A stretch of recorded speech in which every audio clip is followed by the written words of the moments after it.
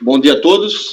Vamos dar início aos trabalhos de hoje, da primeira turma ordinária da quarta Câmara da primeira sessão do CARF, período da manhã do dia 15 de setembro de 2020. Estão presentes conselheiros Cláudio Andrade Camerano, Daniel Ribeiro Silva, Carlos André Soares Nogueira, Luciana Ferrara Arcângelo Zanin, Nelson Kischel, Letícia Domingues Costa Braga, Eduardo Morgado Rodrigues e Luiz Augusto de Souza Gonçalves. A gente vai dar início aos trabalhos com a apreciação do processo item número 23 da pauta, conselheiro Camerano, recorrente AP de Medeiros EPP. Com a palavra ao conselheiro.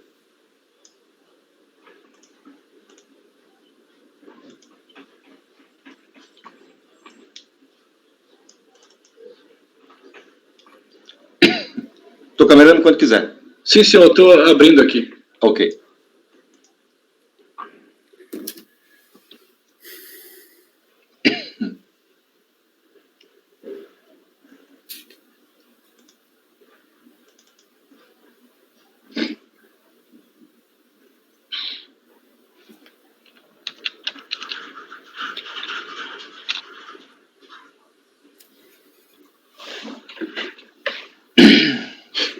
Bom, fazendo um resumo aqui por meio do relatório e voto à decisão de piso, proferido pela quarta turma da RJ em Recife, em sessão de 30 de janeiro de 2014. Então, quanto à empresa, foi lavrada uma auto-infração de imposto de renda, tributada pelo lucro real, no valor de R$46 mil, multa de ofício 75%, falta de recolhimento de imposto, período de junho de 2009 e 31 de 12 de 2009. Então, foi constatada insuficiência de recolhimento na declaração de imposto de renda nesse período. Lucro real trimestral, a contribuinte foi intimada a apresentar os recolhimentos, não se manifestou. Então, com base em todos os documentos à disposição da fiscalização, foi elaborado demonstrativo de cálculo do imposto de renda, deduzidos os valores que, porventura, ela tenha declarado no DCTF, verificaram, então, que tinha diferenças a recolher. A impugnante, cientificada do auto, ela impugnou o lançamento,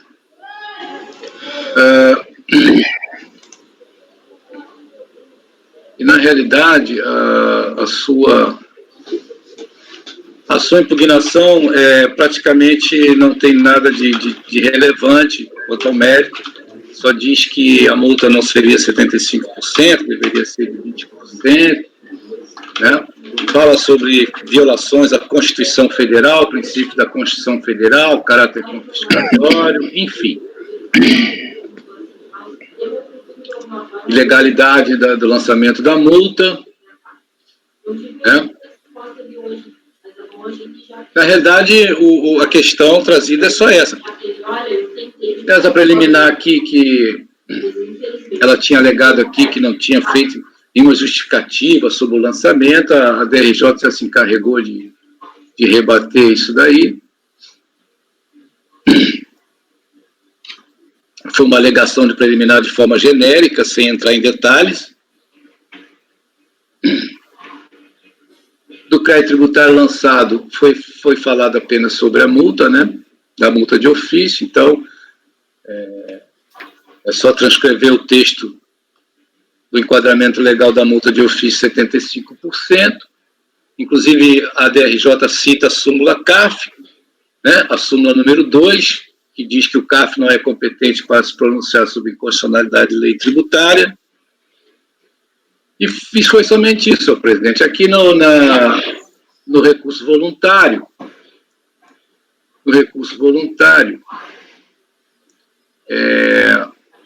podem ver aqui no item 2 do recurso voluntário que eu transcrevi aqui, ela fala apenas do mérito efeito confiscatório.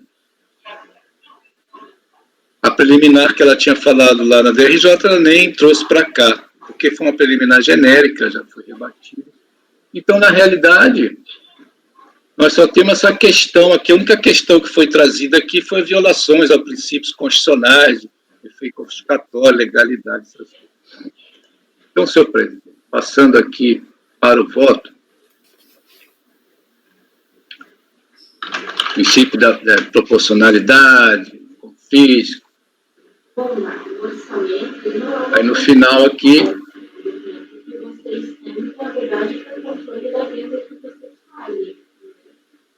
resta sobejado o direito da empresa contribuinte em se abster de adimplir os valores cobrados e ver rechaçado a auto-infração por padecer de inconformidade com a Carta Constitucional. Então, só não é isso.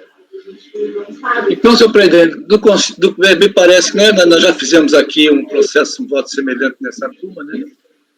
E a gente não conhece desse recurso, né? Onde se trazem questões só ligadas à afronta à Constituição. Então, conforme relatoriado, o recurso voluntário guarda somente argumentos dirigidos à ilegalidade e inconstitucionalidade da ação tributária, de forma que este colegiado, em função de sua súmula número 2, Caberando só um momentinho. Tem um microfone aberto aí que está com um som aqui? Tem.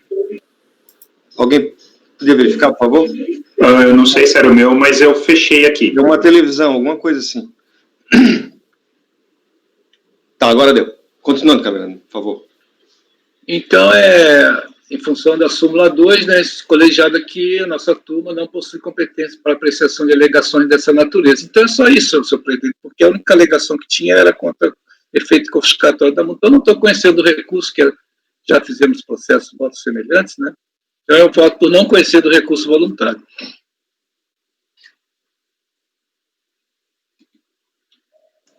Muito bem. Doutor Daniel. Com relator, presidente. Doutor Carlos André. Com relator. Doutora Luciana. Com relator, presidente. Doutor Nelson. Presidente, voto com o relator. Doutora Letícia. Com relator, presidente. Doutor Eduardo. Correlator, presidente. Também voto com o relator, então temos por unanimidade de votos, não conhecer do recurso voluntário, nos termos do voto do relator. Passemos ao item 24, conselheiro Camerano, recorrente a Pedro Medeiros também. Eu estou abrindo aqui, presidente.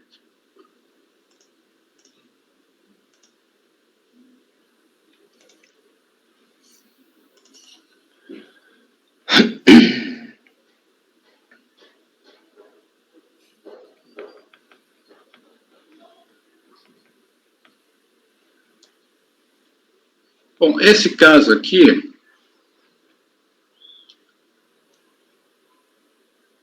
é de imposto de renda.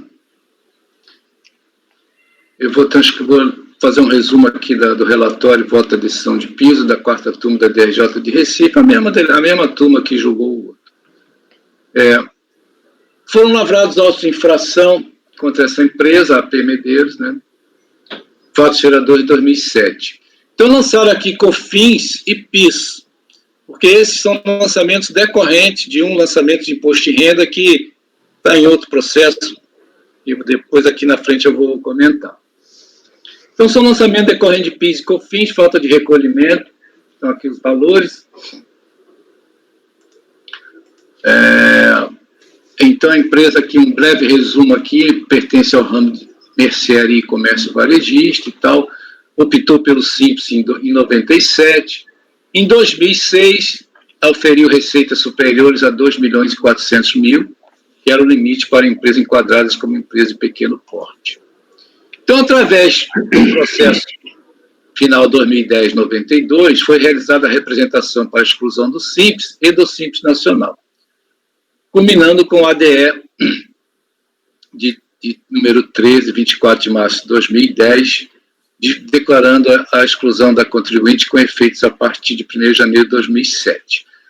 Então, ela tomou ciência do ADE e não apresentou manifestação de inconformidade contra a exclusão do Simples. Então, a saída dela foi definitiva. Então, ela foi intimada a providenciar a escrituração contábil para o período de 2007, né? Na falta de opção pelo lucro real anual ou lucro presumido, constatado pela ausência de pagamentos por essa modalidade de apuração do lucro, então restaria a tributação pelo lucro real trimestral.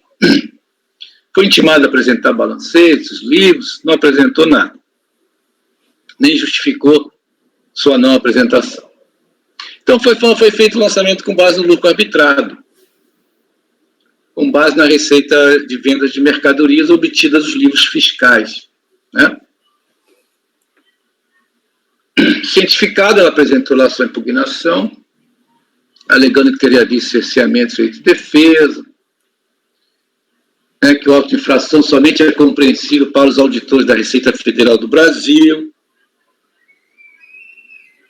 e assim vai nessas alegações genéricas, que o auto de infração é nulo, não respeitou o devido processo legal, o auditor fiscal teria apontado suposta omissão de receita nos anos 2005 e 2006, com base no livro de apuração do ICMS, que esse livro não pode ser utilizado, que essas informações não podem ser utilizadas sem devidas cautelas, né? Então, ela vai falando aí sobre essas questões.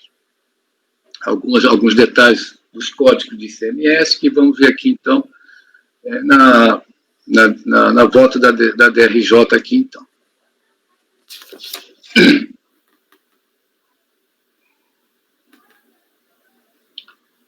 No voto, então, aqui, aí a DRJ se encarrega de rebater essas preliminares de alegações genéricas, né?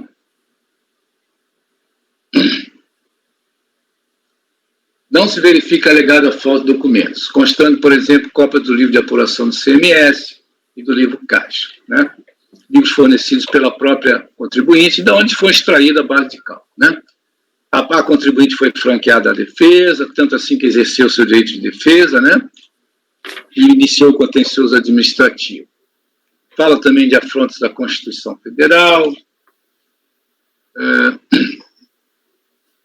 Fala aqui, então, a DRJ sobre a súmula do CARF. Nas questões de mérito, a contribuinte defende que o livro de apuração de ICMS não poderia ser utilizado sem as devidas cautelas. Eu estou me detendo mais no voto da DRJ, senhor presidente, porque lá o meu recurso praticamente é isso aí, não vamos ter muita novidade não, viu? Então, a contribuinte defende que o livro de apuração do ICMS não pode ser utilizado sem as devidas cautelas, já que o ICMS incide sobre circulação de mercadorias e não sobre venda, né? Explicou que o CFOP, o Código 5929, se refere ao lançamento de operações ou prestações, né? E por aí vai. Que o auditor teria cometido bis in idem em relação aos valores lançados com o Código 5929, né? Sendo a suposta omissão de receita decorrente que os valores que relacionam estariam duplamente computados como receitas, né? Aduziu ainda que o CFOP 6202 se refere à devolução de compras para comercialização. Quanto à alegação de que os valores registrados no CFOP 5929 seriam repetição do CFOP 502, é oportuno transcrever a descrição do primeiro, conforme informação extraída do sítio eletrônico da Secretaria de Estado da Fazenda, no Rio Grande do Norte. Então, está fazendo uma série de alegações contra a natureza dos códigos, então a DRJ colocou aqui a descrição desses códigos, né? O que é o 592? Lançamento efetuado em decorrência de emissão de documento fiscal relativo à operação ou prestação, né? Classificam nesse código os registros relativos aos documentos fiscais emitidos em operações ou prestações que também tenham sido registrados em equipamento emissor de cupom fiscal. Então, na realidade, está descrevendo aqui a natureza desses códigos que foram da onde foram extraídas as receitas da empresa para fim de apuração da base de cálculo do lucro arbitrário, né? Tem-se que o lançamento registrado no Código 5929 ocorre quando a emissão de documento fiscal, por exemplo, uma nota fiscal, né? Cuja operação também é registrada no equipamento emissor de cupom fiscal. E somente isso, não significando que os dois registros teriam sido registrados em duplicidade, que seria uma das alegações da recorrente, né? Muito bem. Observe-se, inclusive, que a contribuinte fez a distinção colocando parte das receitas no CFOP 502, vendas não registradas em cupom fiscal, ou 602, vendas para outros estados, e parte no CFOP 5929, para vendas com registro também em cupom fiscal, não devendo as primeiras abranger as últimas, pois estaria contribuinte, no caso, procedendo ao registro incorreto, não havendo a mesma demonstrado com provas de que teria procedido de maneira errada quanto a este aspecto. Então, aqui ela vai falando continua falando desses códigos, foi a única matéria, questão levantada. Não se deve confundir o registro no CFOP 5929 e somente nesse CFOP os lançamentos em documentos fiscais de vendas que também tinham sido lançados em equipamento emissor de cupom fiscal, de acordo com a regra do artigo 830C do Regulamento ICMS do Rio Grande do Norte, mencionado pela própria contribuinte, e abaixo transcrito, né? Corroborando isso, vê-se que a própria contribuinte, como já mencionado, procedeu a lançamentos tanto em um CFOP 502, venda no Estado, como no CFOP específico 5929, esse previsto para o caso de venda no Estado, com o registro também em cupons fiscais. Além do mais, é de se observar que caberia a contribuinte, quem alega, provar que teria efetuado lançamentos errados no caso em duplicidade, o que não logrou fazer. Então, aqui vai transcrevendo aqui os regulamentos CMS, né? Eu vou passar rapidamente por isso, que a questão toda parece que já foi decidida aqui bem claramente, da distinção dos códigos, não houve alegação de ter havido algum equívoco nos lançamentos dos livros de ICM, né? Aqui no final, então, também fala aqui da questão das devoluções de compra, a classificação dos códigos. Aqui a DRJ então já descreve todos os códigos que tem de devolução de mercadoria, né? Com relação aos lançamentos no CFOP 6.202, né, que a defesa, porque seria devolução de compra, a defesa se refere como tendo sido considerados na base de cálculo, verifica-se no livro de apuração de CMS que sequer ali aparece esse código nos meses de janeiro a setembro de 2007 e de novembro a dezembro de 2007. Lembra que lá no relatório eu tinha falado sobre esse código aí, e a DRJ falando, mas esse código sequer foi registrado lá no livro.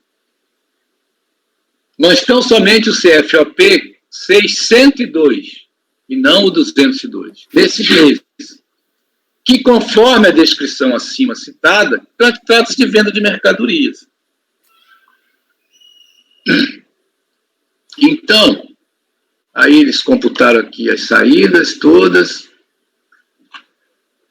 As saídas daquele mês foram computadas por aqueles valores ali, 278 mil no CFOP 502 e 122 mil no 5929, totalizando 400.905. Então, são os totais das receitas que extraíram dos livros. Então,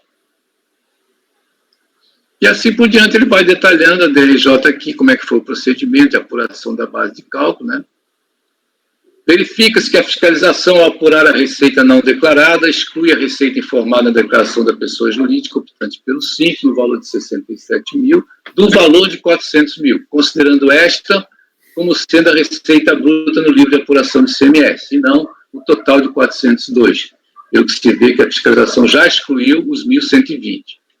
Assim, não assiste razão contribuinte com relação à alegação de que não foram excluídas as receitas sob o código 6202. Está dizendo aqui, fez a exclusão. Então, ela menciona aqui outras exclusões que a fiscalização teria feito, né?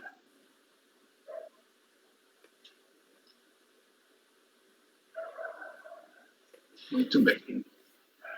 Então, aqui, vê-se, portanto, que para ambos os autos de infração constante presente em processo, PIS e COFINS, após o rateio do Simples, pago para os respectivos tributos integrantes desse sistema, foram consideradas e deduzidas as respectivas parcelas pagas. Então, eles fizeram aqui o lançamento do PIS e COFINS pelo Habitat e explodiram lá o recolhimento do PIS dentro do Simples e deduziram aqui, né? O mesmo ocorreu também com relação às apurações de imposto de renda e condição social, que foram objeto de autoinfração em outro processo, também julgado por essa mesma quarta turma da DRJ Recife, nesta mesma sessão de julgamento. Então, mantiveram a improcedência do lançamento, assim como já tinham feito no imposto de renda. No recurso voluntário,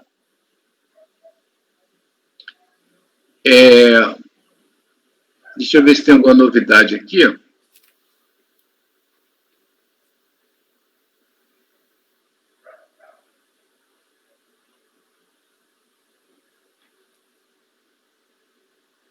impossibilidade de retroatividade do ADE. Então, ele fala aqui sobre o ADE, senhor presidente. Eu nem vou me deter nisso daqui, efeitos de retroatividade, porque, como eu disse no relatório, ele não fez nenhuma manifestação contra a exclusão pelo ADE. Então, não cabe aqui ficar discutindo eventuais imperfeições, eventuais alegações contra o ADE, porque ele não se manifestou naquele momento lá contra o ADE.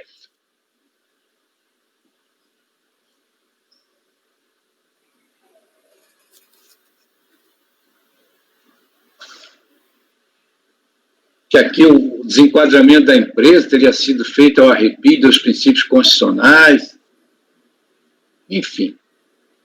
Também a sua alegação de contra a Constituição.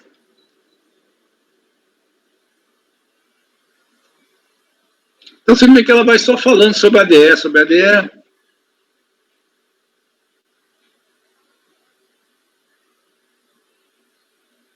Da inaplicabilidade de arbitramento fiscal, fala sobre o arbitramento, também só de maneira genérica, cita o artigo 148 CTN, que não tem aplicação nenhuma aqui ao caso. O arbitramento 148 CTN é outra coisa.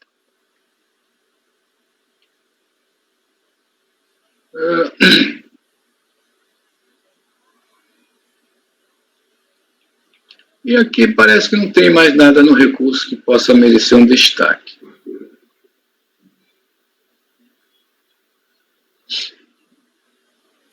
Então, passando aqui para o voto, né?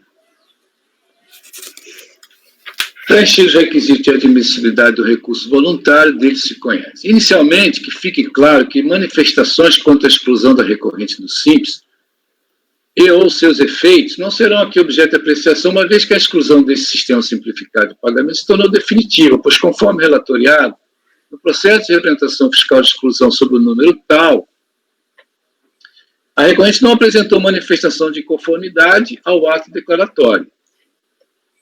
Esclareça-se ainda que o litígio posto no processo final 2010-64, que tratou dos lançamentos de imposto de renda e condição social, então apurado sob as regras do lucro arbitrado, já encontra definitivamente julgado na esfera administrativa, tendo sido negado o provimento ao recurso da recorrente em decisão transferida por este tribunal.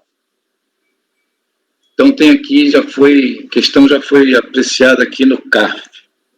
Então, coloquei aqui excertos aqui da decisão da segunda turma especial sobre o imposto de renda, então, e a exclusão, lucro arbitrário. Atualmente, os débitos desse processo encontram-se inscritos em dívida ativa da União.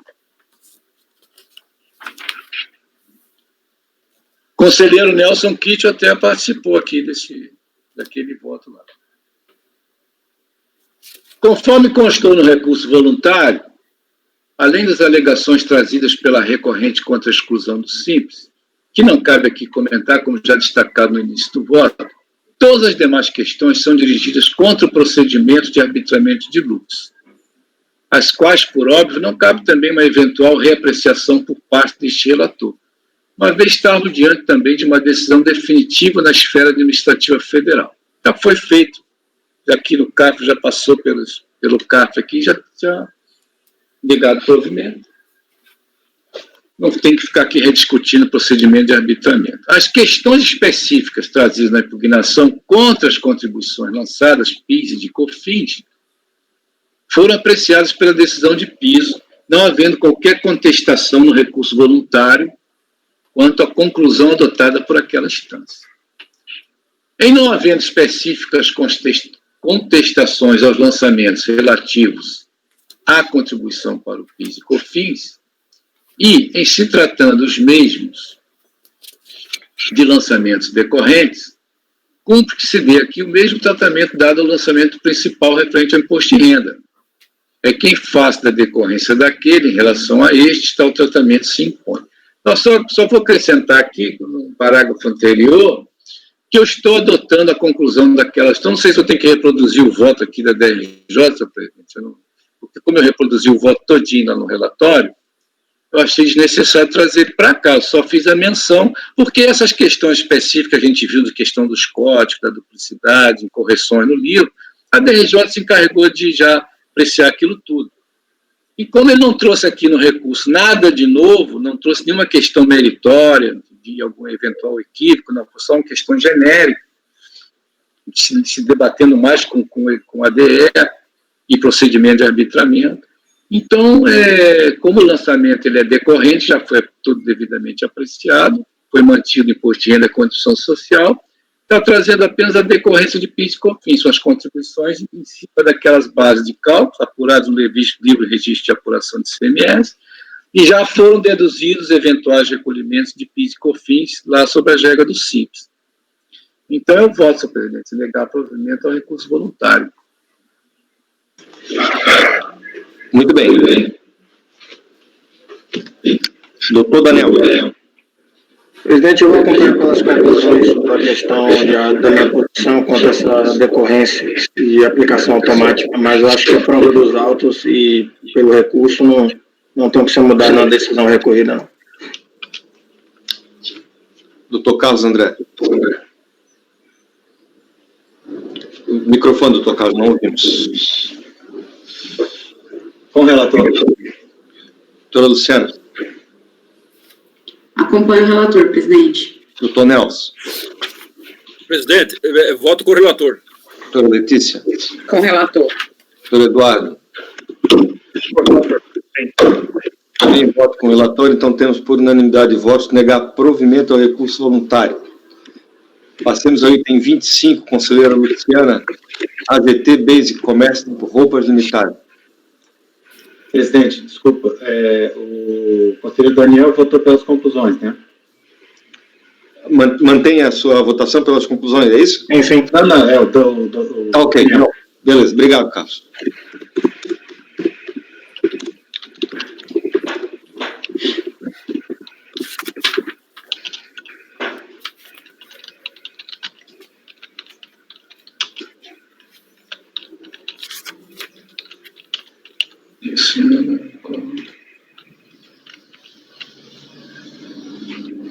Colegas, tem algumas pessoas aí com o microfone aberto e está vazando o som. Pode atender.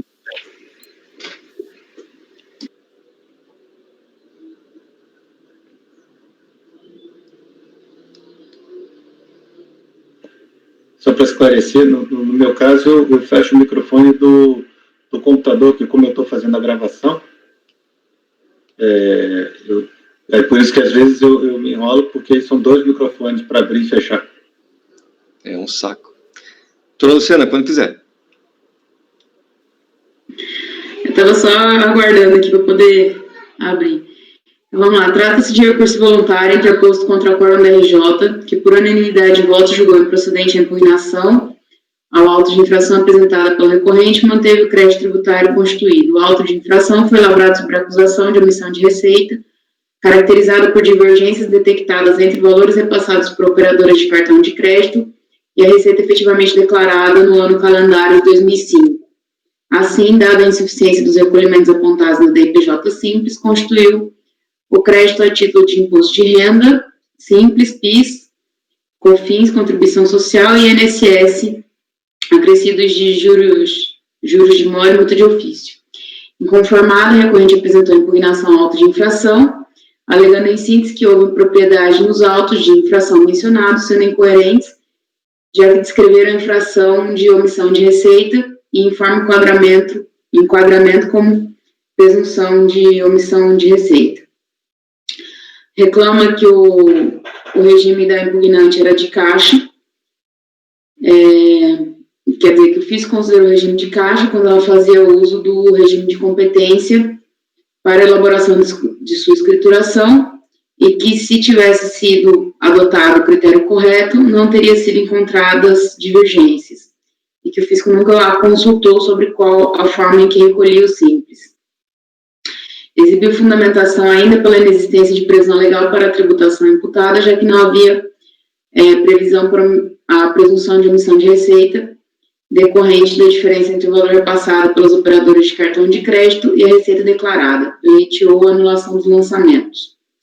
Apreciados os argumentos da impugnação, o lançamento foi mantido, sob o argumento de que o fisco agiu corretamente quando fez uso do regime de caixa, posto que é isso declarado pela própria impugnante, sendo dispensável a intimação dela para que se manifestasse sobre esse respeito, já que essas informações estão na base de dados por ela informadas na Receita Federal. Não obstante a isso, foi intimada mais de uma vez para comprovar as diferenças apontadas e permaneceu inerte. Apresentou recurso voluntário, pleiteando o reconhecimento da ilegalidade da infração, sob o argumento da violação do sigilo fiscal, ou subsidiariamente redução da multa para o patamar de 50%, bem como dos juros de mora sob alegação de confisco. Então, esses já são, assim, argumentos por deveras rebatidos aqui, né, pela turma. Então, eu estou afastando o argumento da violação de quebra de sigilo bancário e fiscal. Com relação à questão da omissão de receitas, aqui, né, estou reproduzindo os fundamentos do acórdão da RJ, no sentido de que, efetivamente, a contribuinte, em momento nenhum, ela elide essa presunção ou traz, né, elementos probatórios a fim de justificar, né, esses valores apontados pelas operadoras de cartão de crédito. E quanto ao percentual confiscatório da multa de ofício de 75%, também entendo que não estaria na nossa alçada qualquer deliberação sobre esse respeito, aplicando a súmula 2 CARF. Dadas essas considerações, voto por negar provimento ao recurso voluntário. Muito bem. Doutor Camerano. Acompanho a relatora, presidente. Doutor Daniel. Acompanho a relatora, presidente. Doutor Carlos. Com a relatora. Doutor Nelson. Doutor Nelson, sem microfone. Presidente, voto com a relatora. Doutora Letícia. Com a relatora, presidente. Doutor Eduardo. Também acompanho, presidente. Também acompanho, então temos por unanimidade de votos negar provimento ao recurso voluntário.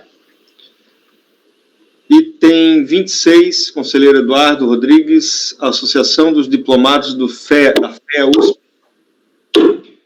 Presidente, vocês estão ouvindo esse vídeo?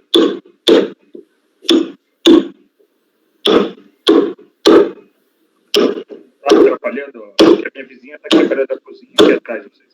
Espetáculo. Mas chega a atrapalhar vocês? Vamos fazer o seguinte, então. Eu vou pular esse processo e a gente retorna com ele. Pode ser. Bater. Pode ser? Provavelmente mais perto da hora do almoço você vai reparar. Tá bom. Vamos passar para o processo.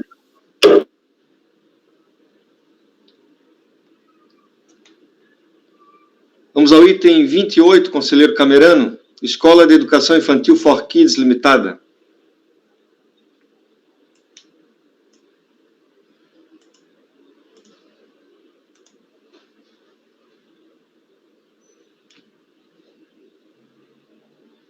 Microfone, Camerano.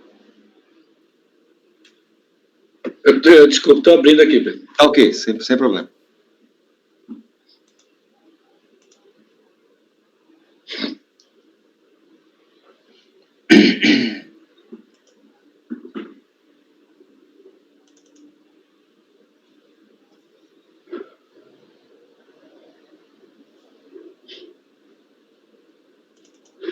Escola de Educação Infantil For Kids. Estamos fazendo aqui um resumo do relatório e voto à decisão de piso. Acordo proferido pela segunda turma da DRJ Campo Grande, em 30 de outubro de 2017. A empresa foi excluída do Simples Nacional, com efeitos a partir de 1º de janeiro de 2017, por causa de multa aqui de GFIP, né? R$ 3.500, conforme a ADE, número tal, onde tem a relação anexa do débito motivador. Cientificada essa exclusão, ela apresentou sua manifestação alegando em síntese que a mensagem informando do ADE não foi lida, pois a proprietária da empresa foi internada por problema de saúde. Ao receber alta no dia 14 de outubro de 2016, não voltou a trabalhar imediatamente, realizando apenas suporte por telefone aos funcionários. Ao realizar o pedido de opção pelo Simples Nacional, um colega informou a respeito da mensagem de cobrança constante, mas por achar se tratar de uma mensagem que comumente aparece, a requerente pediu para que fosse considerada quando aberta. Ao realizar uma pesquisa de situação fiscal de empresa em dezembro de 2016, constatou a dívida referente à GFIP, que foi então parcelada, mas por não saber do ADE, não foi solicitada a opção pelo Simples Nacional até 31 de janeiro de 2017. Afirma ainda que encontra-se com grande dificuldade financeira, mas que mesmo assim vem mantendo seus compromissos em dia. Então, juntou uma série de documentos aqui. A autoridade preparadora, através do parecer número 29 ali, se manifestou alegando em síntese que os débitos remanescentes responsáveis pela exclusão da empresa do Simples foram regularizados pelo pedido de parcelamento especial do Simples Nacional em 16 de dezembro de 2016, ou seja, fora do prazo legal de 18 de novembro de 2016. Então, não temos nem aí um mês de regularização. Então, deve ser mantida a exclusão, segundo lá a unidade. Cientificado, então, ela apresentou uma nova manifestação desse parecer, alegando em síntese que não tinha coisa, alegando as mesmas explicações que tinha dado anteriormente. A ADRJ transcreve aqui, então, aquele velho dispositivo, né, da exclusão por apresentar débitos, né?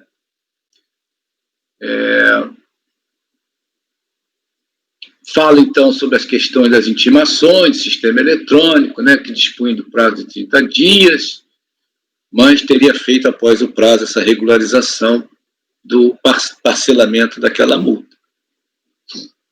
Então, ela manteve a exclusão. No recurso voluntário, a interessada, ela traz praticamente as mesmas alegações, acrescentando outras, que eu destaquei aqui. Bem esclarecer que o ADE não foi lido, e foi excluída a caixa postal, e quem estava internada não era a propriedade, sim a contabilista, que se encontra até hoje afastada, esperando resolver esse processo, para poder fazer sua cirurgia, que não tem no estado do Rio Grande do Sul. Nós já sabíamos da dívida da multa da GFIP, já tínhamos parcelado em outro momento, mas devido a dificuldades financeiras não conseguimos cumprir os pagamentos. Temos outros parcelamentos do Simples em dia e da Previdência Social quitado. E este motivo que nos deixou seguros que, fazendo o parcelamento da multa, teria tudo em dia com a Receita Federal.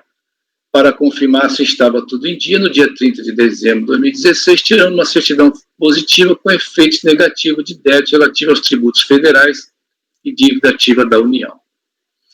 Então, basicamente, esse é o relatório essencial.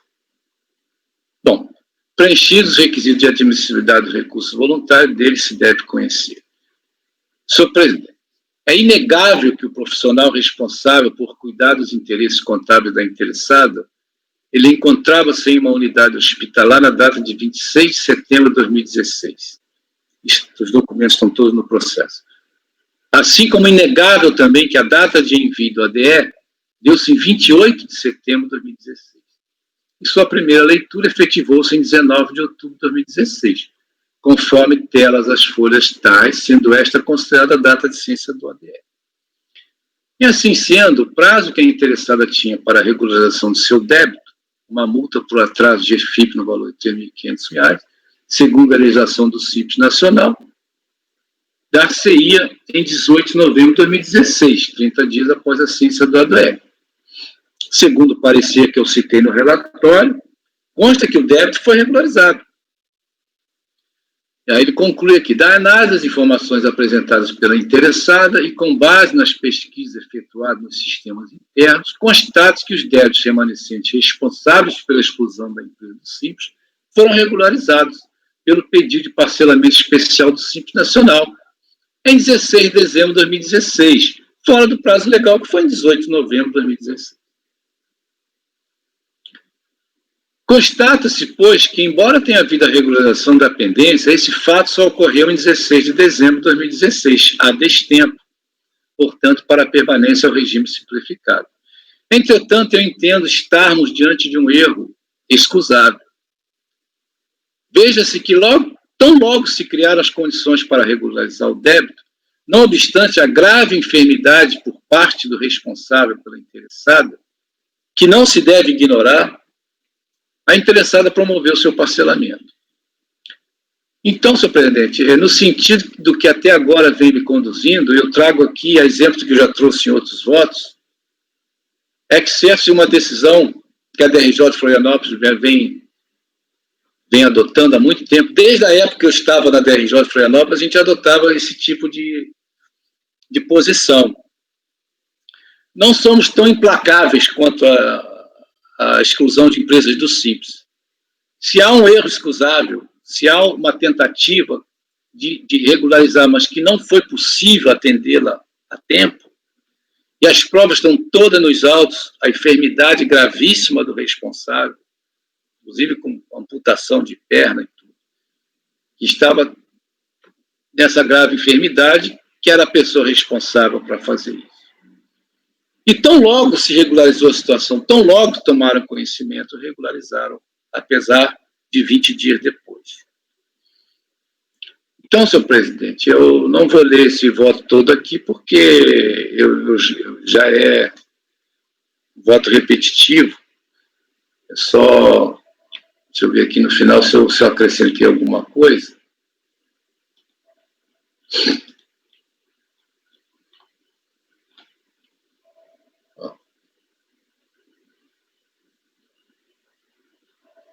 Questão do erro excusável.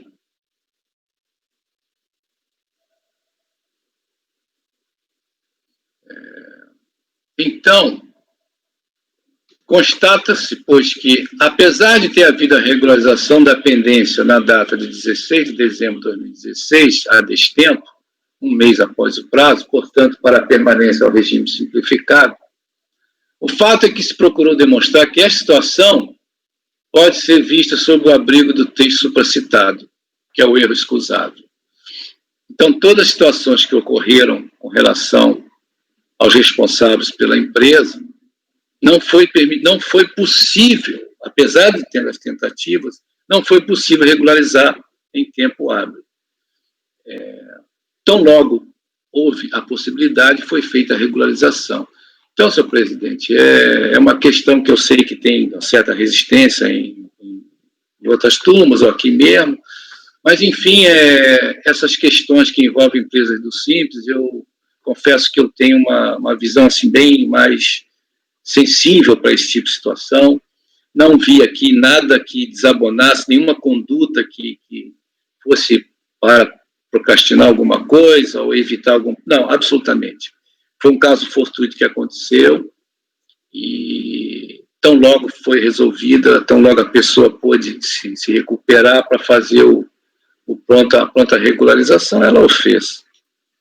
Não acredito que situações dessa natureza possam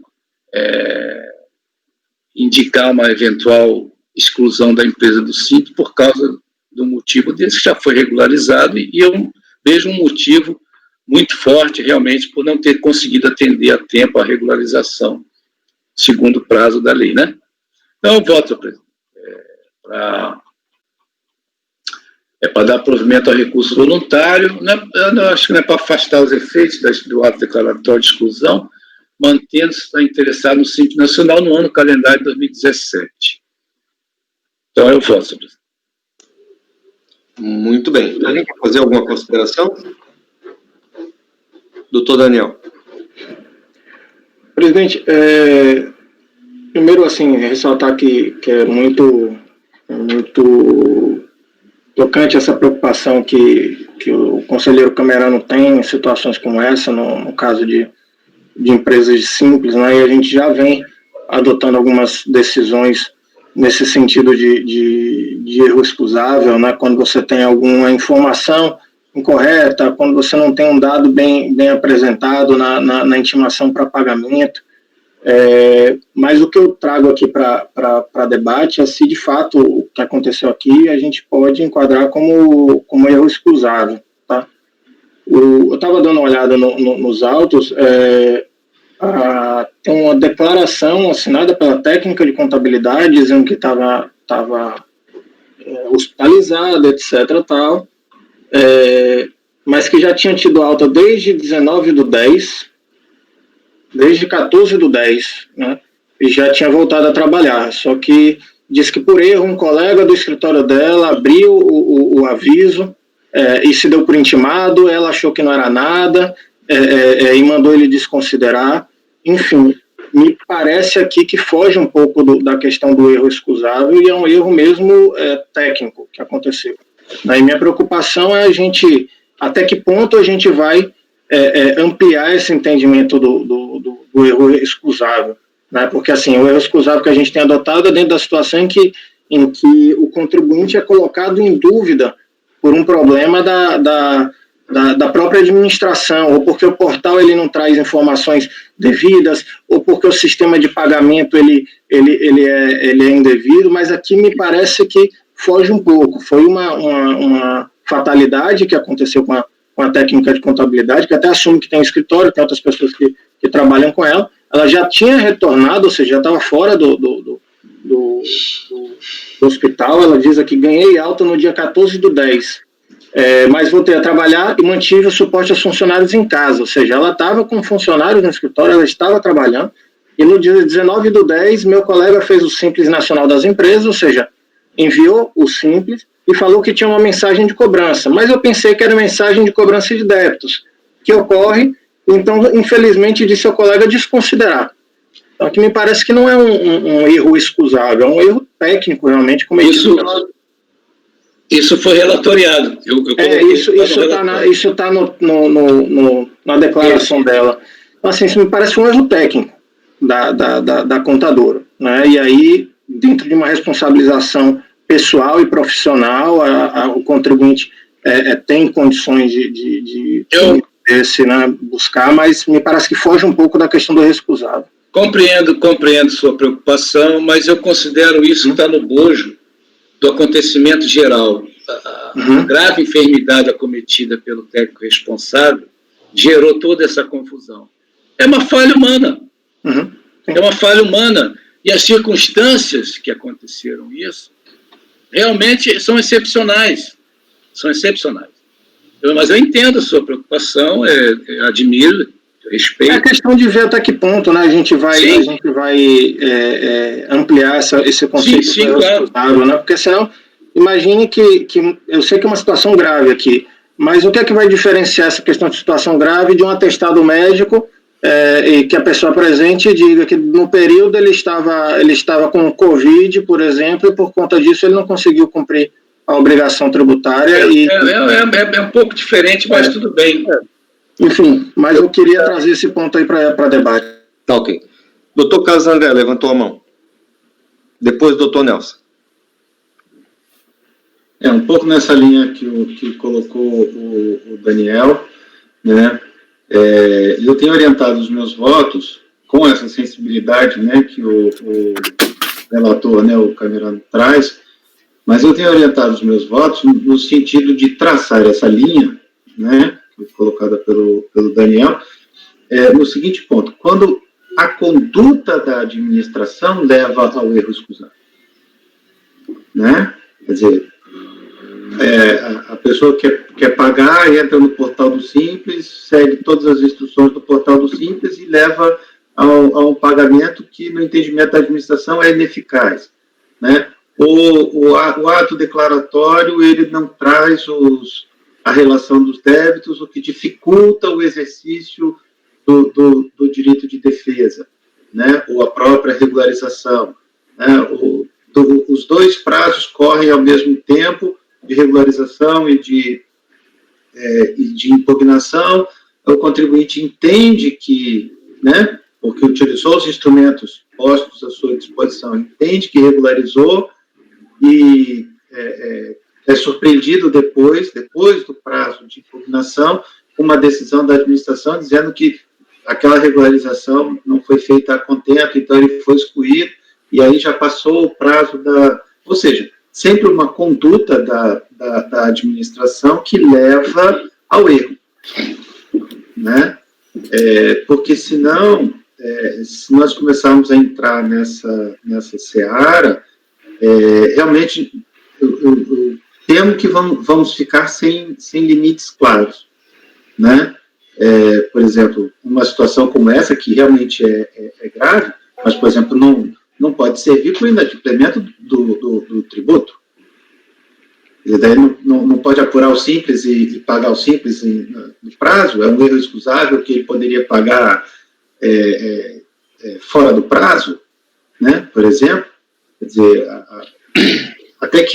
onde que vamos traçar essa linha? E eu tenho orientado os meus votos para traçar essa linha nesse ponto, ou seja, houve um erro excusável? Sim, mas a conduta da administração que deu causa a esse erro, seja pelo cerceamento do direito de defesa, seja pela falta de informações claras, seja por levar o contribuinte a entender que havia sanado a pendência, quando a administração entende que não. Enfim, essa é a linha que eu tenho traçado nos meus votos. Doutor Nelson. Presidente, você vê que as vicissitudes do caso concreto impõem aqui, no caso, uma mitigação do rigor da lei. Pela inexistência de má-fé, de plano, a gente percebe que não há interesse de postergar, de efeito protelatório, né? Então, eu me alinho com o pensamento do relator.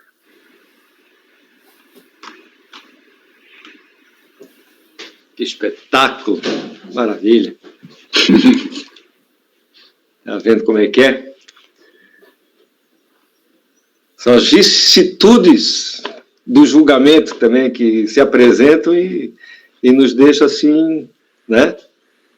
É verdade. Orgulhosos da turma, não é verdade? Bom, mais alguém quer fazer algum comentário?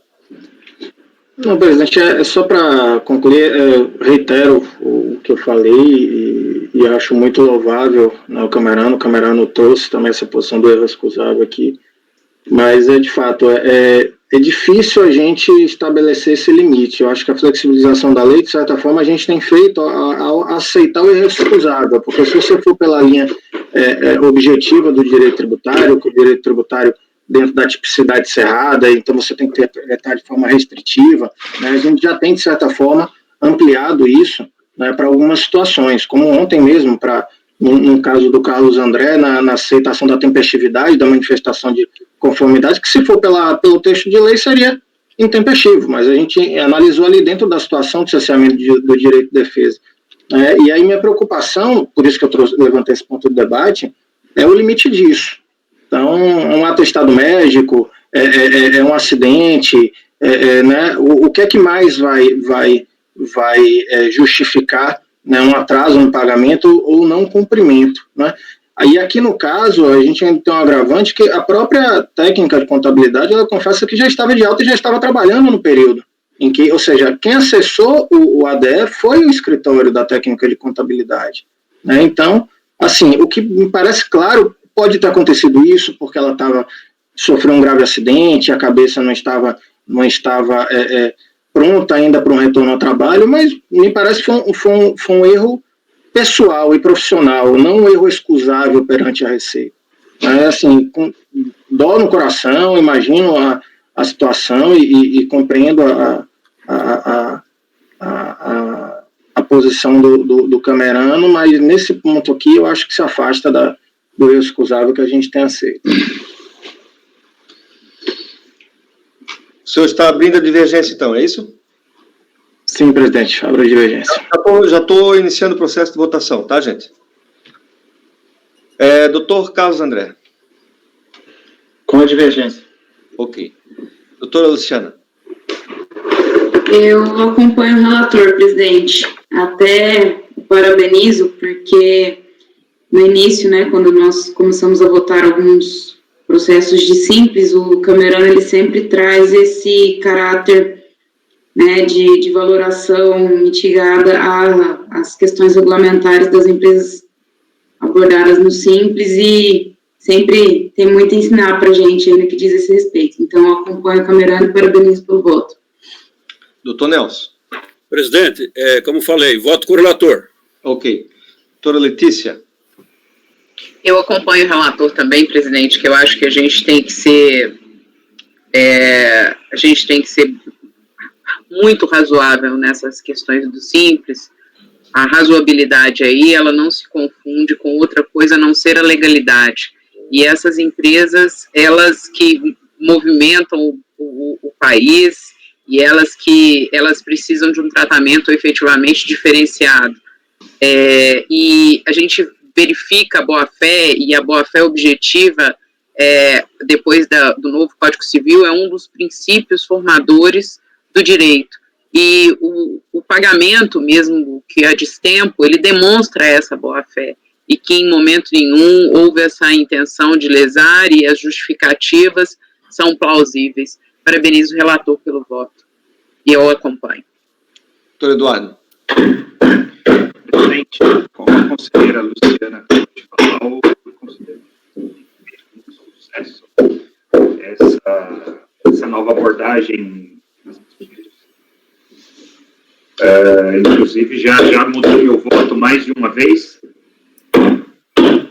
Votos muito difíceis de abordar por conta da sua apurada análise. Mas eu tenho uma preocupação muito grande também com a questão dos limites que o conselheiro Daniel e o conselheiro Carlos colocaram. Ainda que eu entenda e concordo com essa necessidade de razoabilidade, eu tenho um pouco de medo também da gente, digamos assim, abrir um precedente para que daqui a pouco o atestado justifique atraso, ou mostra ali que teve um problema qualquer e justifica atraso, criou a luz, justifica atraso.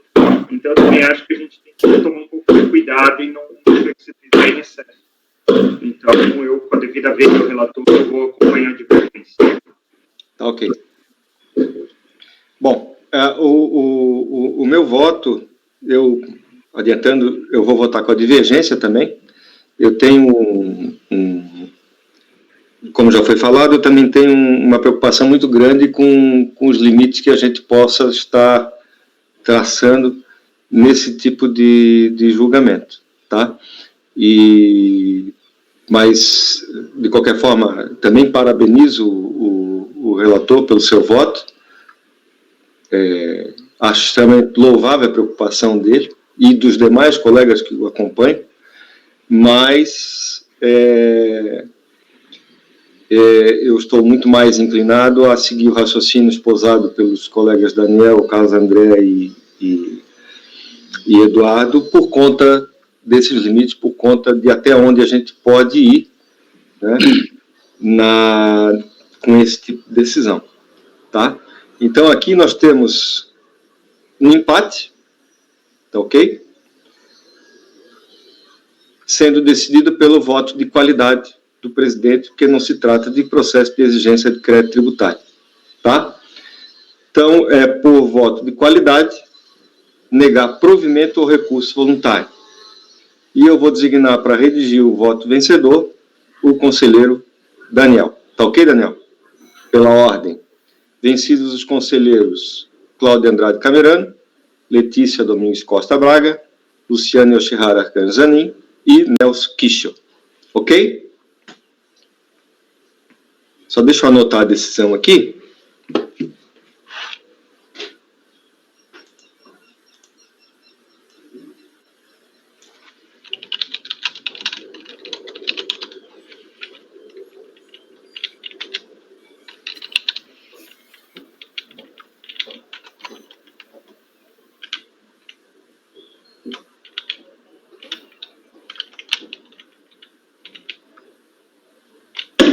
Minha voz melhorou, Carlos?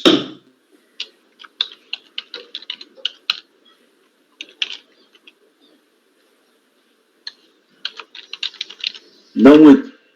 É porque estava o barulho do corpo, mas a tua voz estava baixa. Ah, beleza. Estou tentando melhorar aqui. Essa bateria não tá fácil. É.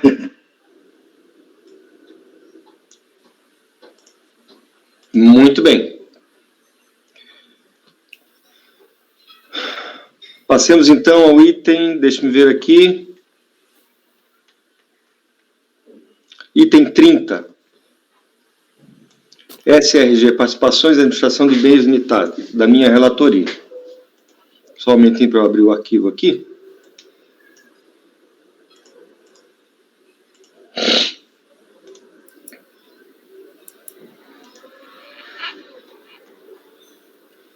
Presidente, o senhor pode me dar um minutinho só enquanto o senhor abre o arquivo, por favor? Tá ok.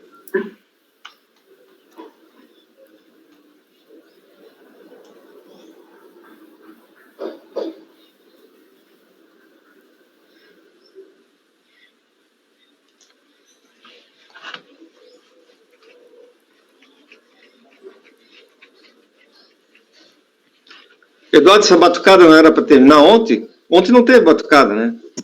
Pois é. Tô achando que os caras não vieram trabalhar ontem e estão compensando hoje. Puxa.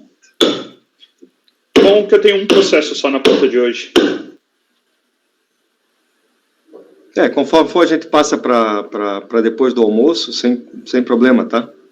De qualquer jeito, eu imagino que eles façam hora de almoço. Então, se às vezes a gente volta depois do almoço e puxa o meu por primeiro, talvez a gente pegue silêncio. Tá. Porque realmente, olha, você relatar o processo com esse barulho aí é impraticável. Não sei se você percebeu, mas eu tirei até os quadros aqui de trás, porque eles já estavam dando quase 180 graus. Que situação.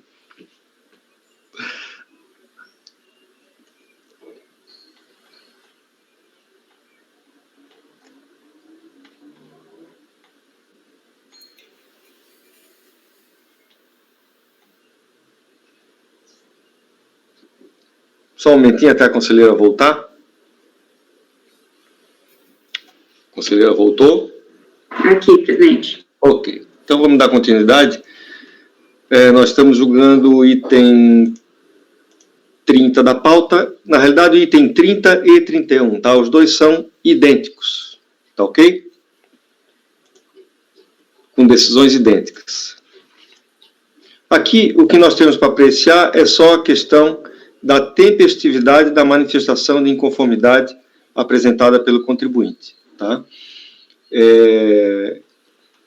Essa manifestação de conformidade ela não foi conhecida pela delegacia de julgamento e o contribuinte apresenta o recurso voluntário, tratando especificamente da questão da tempestividade do seu recurso. O que ele alega, ali no finalzinho do relatório, o que ele alega. Eu acho que a gente pode até ir para o voto diretamente, que eu faço um resumo, tá? Geralmente eu faço um resumo das próprias alegações do contribuinte, ok? Então vamos lá, no voto. Como vimos no relatório, a decisão recorrida concluiu pela intempestividade da manifestação de conformidade. Isso porque a contribuinte teria sido intimada por edital, afixado nas dependências da DRF Brasília em 17 de julho de 2008. Foi a data de desafixação do documento. E a manifestação de conformidade foi apresentada tão somente em 10 de outubro, 10 de 10 de 2008, após, portanto, o prazo legal, o 30 legal. Já a recorrente fundamenta sua defesa alegando a nulidade do edital fixado pela delegacia da Receita Federal para efetivar a ciência do despacho decisório, folha 14.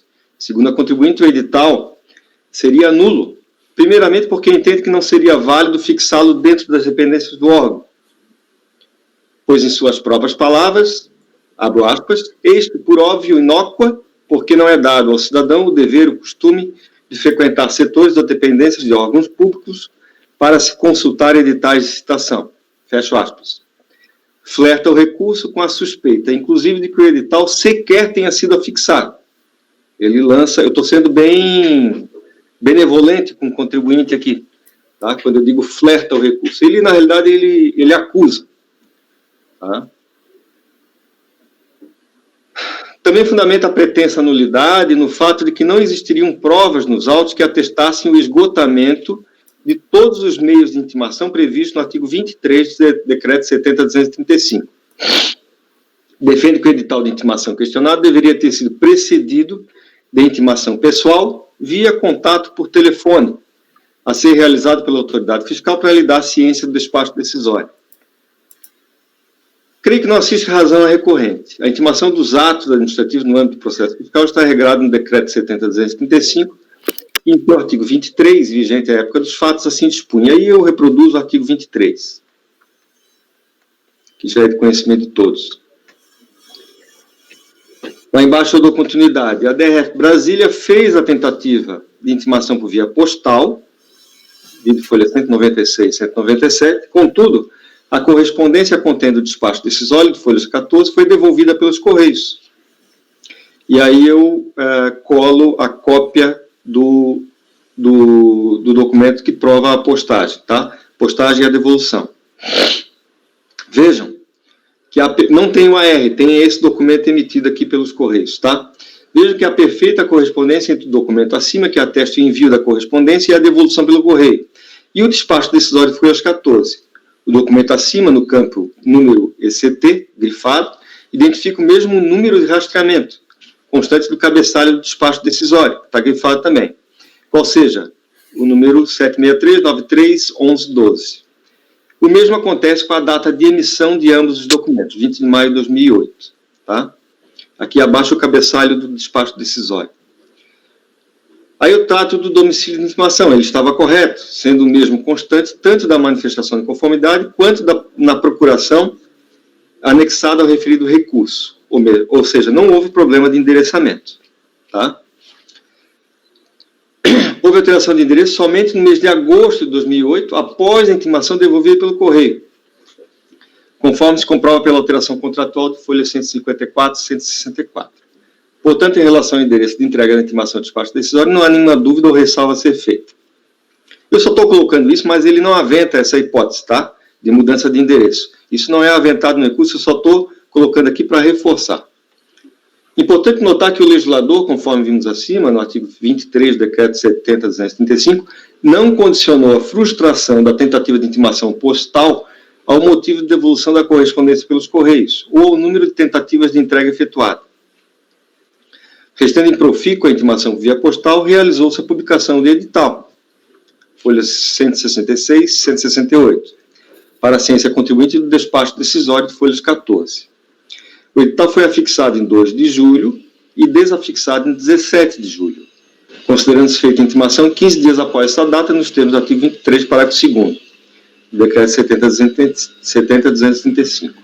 Assim, o prazo para apresentação da manifestação de conformidade teve início em 1º de agosto e encerrou em 2 de setembro. A recorrente apresentou a petição de folhas 2 e 13, então somente 10 de outubro, depois já transcorrido o prazo de 30 dias, fixado para a manifestação de conformidade, nos termos do artigo 14º do Decreto 70.235. As arguições de nulidade do edital não podem ser providas. Primeiramente, não tem fundamento a alegação de que o edital não poderia ser afixado dentro das dependências do órgão, por ser tal providência inócua. A unidade da Receita Federal apenas cumpriu a norma, que expressamente aduz o seguinte. Faltou indicar o número da norma, depois eu coloco aqui tá, o artigo e o Decreto 70.235.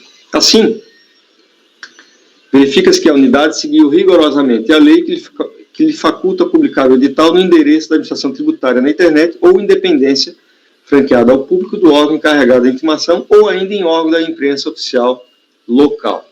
Os modos de publicação são escolhidos de forma discricionária pela administração, não cabendo ao administrado considerar que tal procedimento seja feito da forma como melhor lhe aprouver. No caso do recurso, em órgão da imprensa oficial, que alega que deveria ter sido publicado. Igualmente, é descabida a suspeita, entre aspas, de que o edital não tenha sequer sido afixado pela unidade da Receita Federal. O titular da DRF, à época, o autor fiscal João Paulo Ramos Fachada Martins da Silva, atesta a folhas 166 as datas de afixação e de desafixação de edital. Como é sabido, a autoridade administrativa tem fé pública, portanto, qualquer irregularidade na sua conduta tem de ser provada, o que não é o caso dos autos em que a contribuinte fez ilações completamente descabidas e desprovida de qualquer elemento de prova em relação ao seu conteúdo. Já a alegação de que não haveriam nos autos qualquer elemento de prova de que teriam sido esgotados todos os meios de intimação previstos no artigo 23, também é totalmente descabida, primeiro, porque não há necessidade de se esgotarem todos os meios de intimação previstos no artigo 23. Novamente, reproduz o parágrafo 1º do artigo 23 do referido diploma. Assim, a intimação por edital poderá ser realizada quando apenas um dos meios de intimação previsto no artigo 23 tenha se mostrado improfícuo.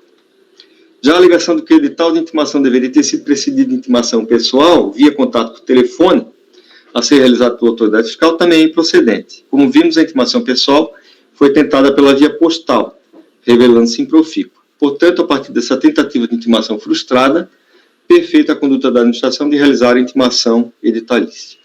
Por todo exposto, nego provimento ao recurso voluntário. E aí está aberta a discussão, gente. Se alguém tiver alguma coisa para colocar. Não havendo, passemos à votação, então. Doutor Camerano. Acompanho o relator, presidente. Doutor Daniel. Presidente, em que pese até de certa forma concorde com o fundamento do contribuinte, eu acho que essa questão de afixação de edital é uma forma de intimação meio medieval ainda, né, que a gente mantém, mas é mantida ainda pelo judiciário, é mantido pelo TJ, está na lei, então não tem como alegar uma ilegalidade ou nulidade nessa intimação. Agora que, de fato, é complicado alguém acompanhar uma intimação, um edital formal, né, físico e afixado em órgão público, é complicado, mas, infelizmente, é nossa legislação que traz dessa forma. Acompanho o relator, presidente. Doutor Carlos. Com o relator. Doutora Luciana. Acompanho o relator, presidente. Doutor Nelson. Presidente, voto com o relator. Doutora Letícia. O relator, presidente, realmente é assim,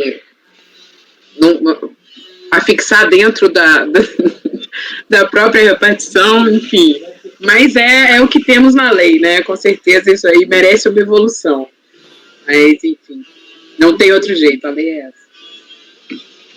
Doutor Eduardo. Acompanho também, presidente. Não há o que se fazer.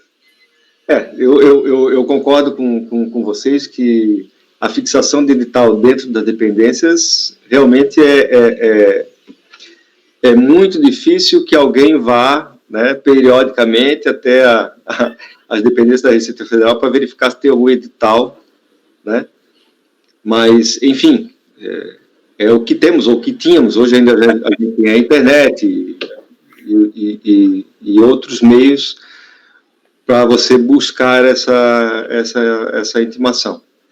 Tá? Infelizmente, aqui a gente teve que aplicar a letra fria da lei. Tá? Então, temos por unanimidade de votos negar provimento ao recurso voluntário. Essa decisão, vocês podem abrir o outro processo também. O outro processo é idêntico a esse. Tá? Então, não há o que alterar. Doutor Carlos. A minha dúvida só é se é negar provimento ou se é não conhecimento.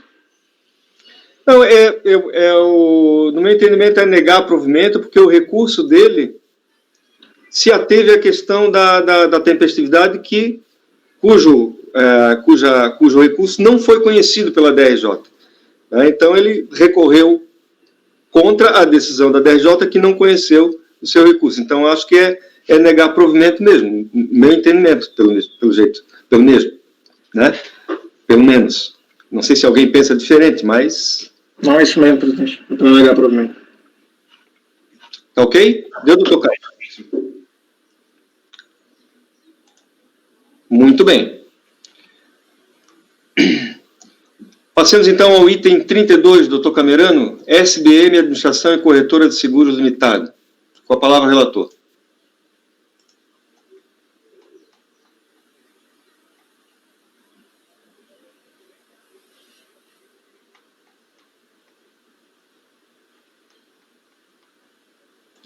Eu estou abrindo, tá, presidente? Tá ok.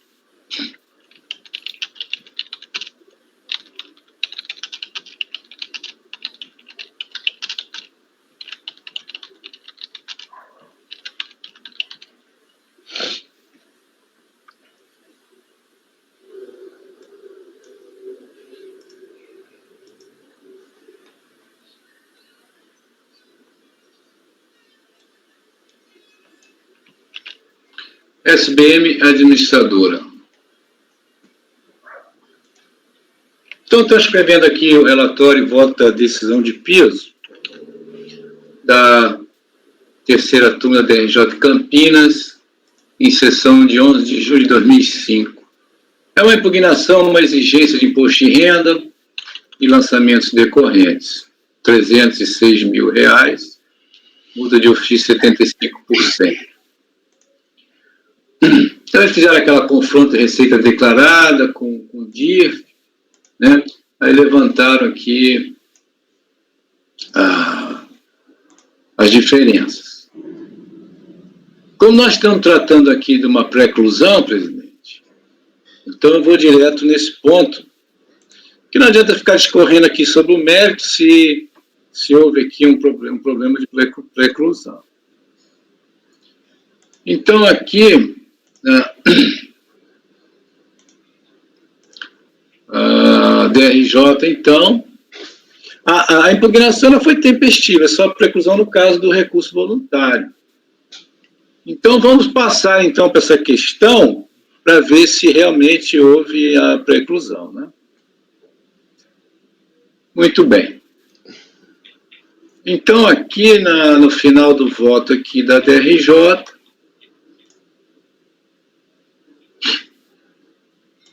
bom, então, cientificada em 29 de maio de 2008, da decisão da DRJ, a contribuinte apresentou seu recurso voluntário, então protocolado em 24 de julho de 2008.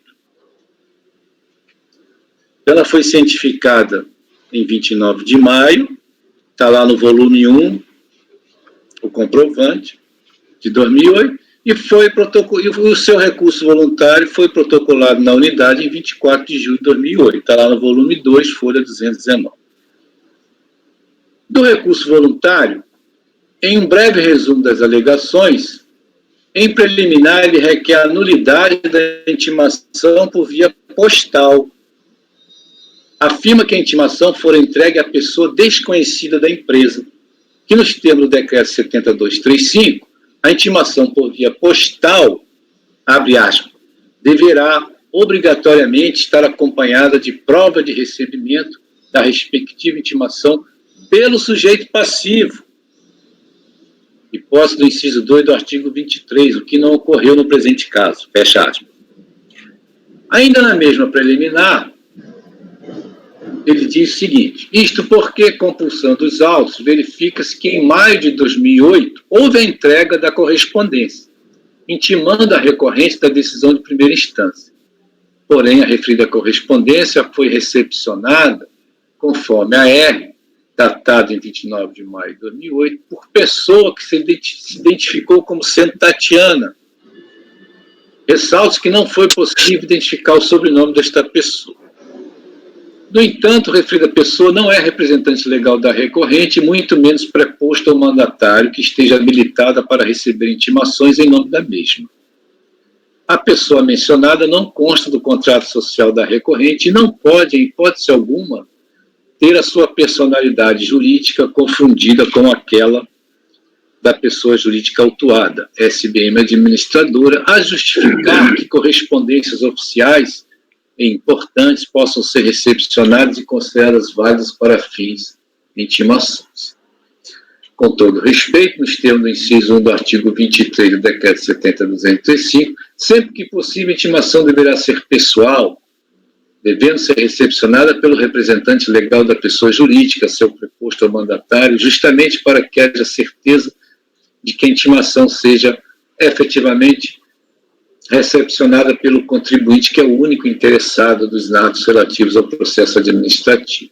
A intimação por via postal também deverá observar o mesmo rigor, ainda mais quando se trata de intimação para atos peremptórios de interesse do contribuinte, devendo haver prova nos autos que a mesma foi efetivamente entregue ao mesmo e não a qualquer pessoa que se encontrava no local do domicílio fiscal do contribuinte, né? Muito bem. Em outras palavras, ainda que a legislação atual aceite a intimação postal com aviso de recebimento como forma legítima de se efetivar a intimação do contribuinte nos atos administrativos do processo, condição sine qua non para que tal forma seja considerada válida, é que a correspondência seja efetivamente entregue ao contribuinte e não a qualquer pessoa. Então, ele insiste que, por via postal, tem que ser entregue ao contribuinte, ao sujeito passivo e não a qualquer pessoa que esteja no seu estabelecimento. Né? Ora, porque a correspondência foi recepcionada pela mencionada Tatiana. A mesma só chegou efetivamente ao conhecimento da empresa recorrente com a entrega ao seu representante legal, o senhor Antônio Carlos Flores, após o decurso do prazo de 30 dias, havendo nítido prejuízo ao direito de defesa da recorrente. Então, aqui ele fala do seu prejuízo e tal. Então, ele entende que está demonstrado que não há que se falar em intempestividade do recurso voluntário, né? Porque ele entende que a intimação por via postal só poderia ser implementada se a intimação postal tivesse sido válida, o que no entendimento dele não seria. Então, senhor presidente, essas são as questões. Então, ele traz aqui emendas e excertos de julgados administrativos, que no seu entendimento seriam favoráveis à tese que defende. Aí, adiante, em seu recurso, alega que teria ocorrido a decadência em alguns fatos geradores. E quanto aos fatos que culminaram com a autoinfração, repete a linha argumentativa desenvolvida em sua impugnação. Então, primeiro, teremos que resolver essa questão da preclusão, né? Bom, então, do conhecimento aqui, no voto. A interessada tomou ciência da decisão recorrida em 29 de maio de 2008. Aqui eu tenho o aviso de recebimento, essa data de 29 de maio de 2008. Consta nos autos que em 15 de julho de 2008, a interessada, por meio de seu representante legal, solicitou vista do presente processo. Então, tem aqui um pedido de vista lá em 15 de julho de 2008. Já se passaram mais de 2 meses lá da ciência da decisão recorrida. O recurso voluntário apresentado pela interessada ex-colegiado foi protocolado em 24 de julho de 2008. É evidenciado, portanto, que a apresentação do recurso voluntário se deu em prazo superior aos 30 dias da data da ciência da decisão de primeira instância, em desacordo com o disposto no que consta no artigo 33 do Decreto 70.235/72. Conforme relatoriado, a interessada parece não concordar com as regras de intimações e ciências das mesmas, ou as interpretou de maneira equivocada. É o que se pode dizer quando afirmou, abre aspas, verifica-se, portanto, que nos termos do Decreto 70.285, a intimação por via postal deverá obrigatoriamente estar acompanhada de prova de recebimento da respectiva intimação pelo sujeito passivo. Essa é a interpretação que ele faz desse dispositivo. Ele acha que por via postal, só quem pode receber é o sujeito passivo. Bom, eu reproduzo, então, aqui, que já foi, inclusive, está transcrito no próprio recurso dele, o que consta do artigo 23 do Decreto 70.235. Far-se-á intimação, inciso 1, pessoal, inciso 2, por via postal, telegráfica ou por qualquer outro meio, ou via, com prova de recebimento no domicílio tributário eleito pelo sujeito passivo. Então, a prova do AR tem que ser no domicílio, tem que ser entregue no domicílio tributário eleito pelo sujeito passivo, não pelo próprio sujeito passivo. No caso dos autos, a intimação se deu por via postal e não há ordem de preferência entre as formas de comunicação supraindicadas no dispositivo legal. Observe-se que, contrariamente ao disposto no inciso 1, da comunicação por via postal, que é o inciso 2, basta a correspondência ter sido comprovadamente entregue no endereço do interessado, não sendo imperioso que deva haver uma pessoa específica a receber a comunicação. Nesse sentido, a súmula CARF número 9, vinculante para toda a administração tributária federal, em razão da ordem ministerial constante da portaria do ministro da Fazenda 277/2018, súmula CARF número 9. É válida a ciência da notificação por via postal, realizada no domicílio fiscal eleito pelo contribuinte, confirmada com a assinatura do recebidor da correspondência, ainda que este não seja o representante legal do destinatário. Quem é Tatiana, eu também não sei. Conclusão. É como voto negar provimento ao recurso contra a preliminar de nulidade da intimação por via postal e não conhecer das demais questões em face da intempestividade do recurso voluntário. Então, senhor presidente, esse é o voto. Estou negando provimento ao recurso pela intempestividade.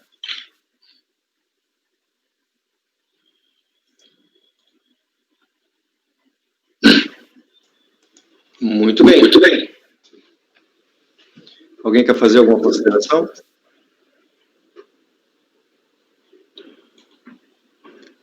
Doutor Daniel. Com o relator, presidente. Doutor Carlos. Com o relator. Doutora Luciana. Concordo, relator, presidente. Doutor Nelson. Presidente, voto com o relator. Doutora Letícia. Com o relator, presidente. Doutor Eduardo. Também, presidente, acompanho. Também acompanho, então temos por unanimidade de votos, negar provimento ao recurso contra a preliminar de nulidade da informação por via postal e não conhecer das demais questões em face da intempestividade do recurso voluntário. É isso, Camerão? É isso, presidente. Intempestividade do recurso voluntário. Ele pode melhorar essa redação para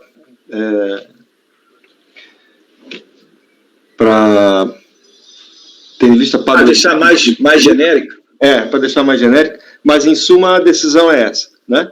Você está negando provimento em relação à preliminar de nulidade e não está conhecendo do recurso nas demais matérias, não é isso? Isso. Tá ok, então.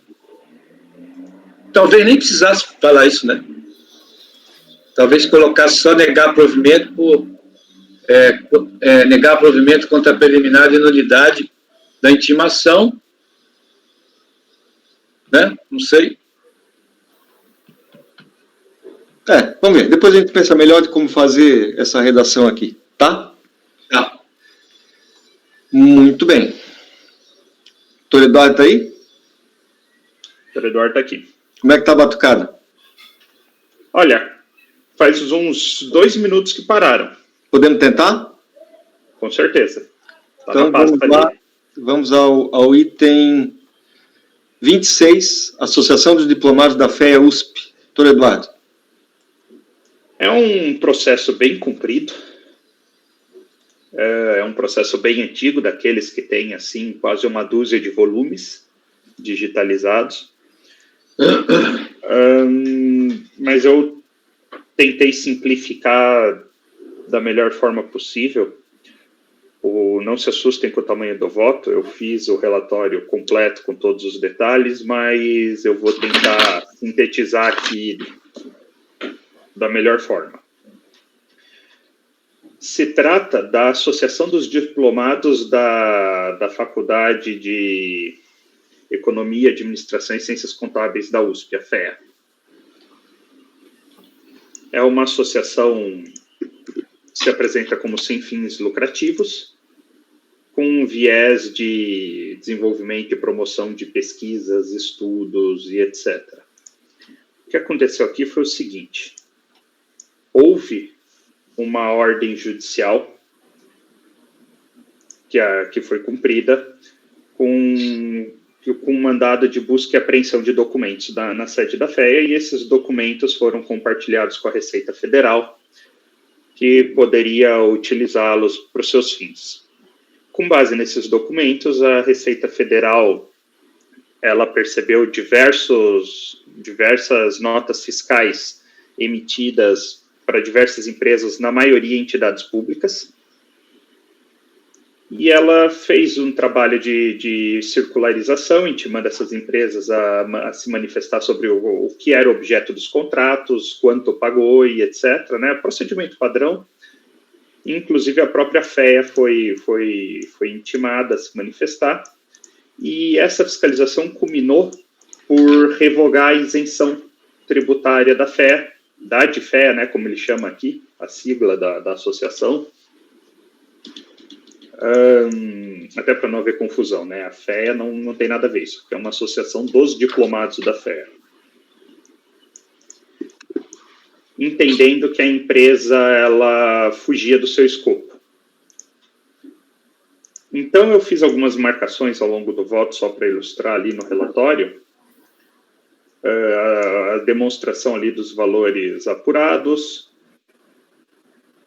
Ele cita como um dos contratos que chama mais atenção, por exemplo, a Copel, que é a nossa empresa de distribuição de energia elétrica aqui do Paraná, que teria contratado a Adfea para fazer um serviço de recuperação de crédito de ICMS e teria pagado 16 milhões e 900 mil reais e 800 mil reais aproximadamente por esse serviço.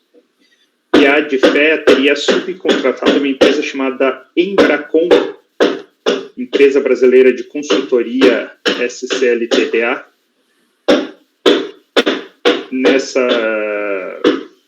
e a maior parte dos valores recebidos foram repassados a essa empresa. Esse modus operandi se repetiu. Ali na página 5, eu marco as diversas empresas que foram contrataram a Adfea. Então, você tem a CETESB, a Prefeitura Municipal de Paulínia, a Petrobras, outras prefeituras, Motorola, Unilever, Sociedade de Abastecimento de Água e Saneamento.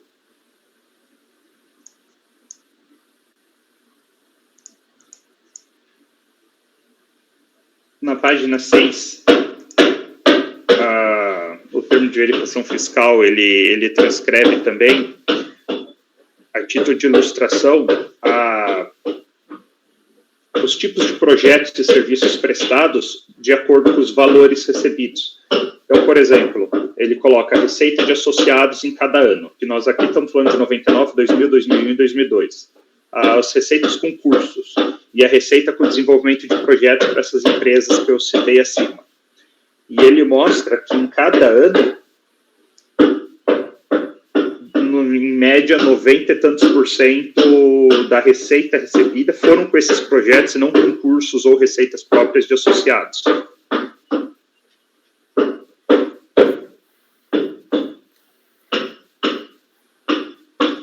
E ele também, ali mais abaixo na minha próxima marcação, na página 7, é que depois no voto eu vou falar com mais detalhes. Eu estou só fazendo um apanhado do relatório de alguns pontos, né? Por isso que eu não estou tomando a liberdade de não ler. Tudo bem, presidente? Até porque são muitos detalhes. Também há uma tabelinha das empresas que foram subcontratadas em cada projeto e que elas receberam a maior parte dos valores. Elas tiveram repassados a maior parte dos valores. Inclusive, é citado ali logo abaixo da tabela que existe o senhor José Paulo Hernandes, que ele seria administrador da Adfea e responsável pela execução dos trabalhos. Basicamente, a grosso modo falando, a conclusão fiscal seria no sentido de que a Adfea ela se utilizaria do peso do nome, de ser a associação a FEA é referência nessa área contábil nacional, né? Então, a associação se usaria desse nome e se usaria da prerrogativa de, por ser uma entidade sem fins lucrativos, de relevante e notório saber, ela estaria na exceção das licitações. Então, ela poderia ser contratada por diversas entidades públicas sem precisar da licitação. Então, basicamente, o que o fisco entendeu é que essa associação se usaria dessa prerrogativa, se usaria da isenção fiscal e seria contratada por empresas, mas, na verdade, ela repassaria esses valores para empresas subcontratadas. Em cada contrato, esse modus operandi vai se repetir.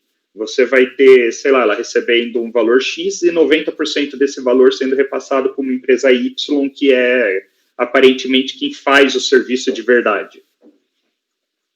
Acho que podemos ir ali direto para o voto.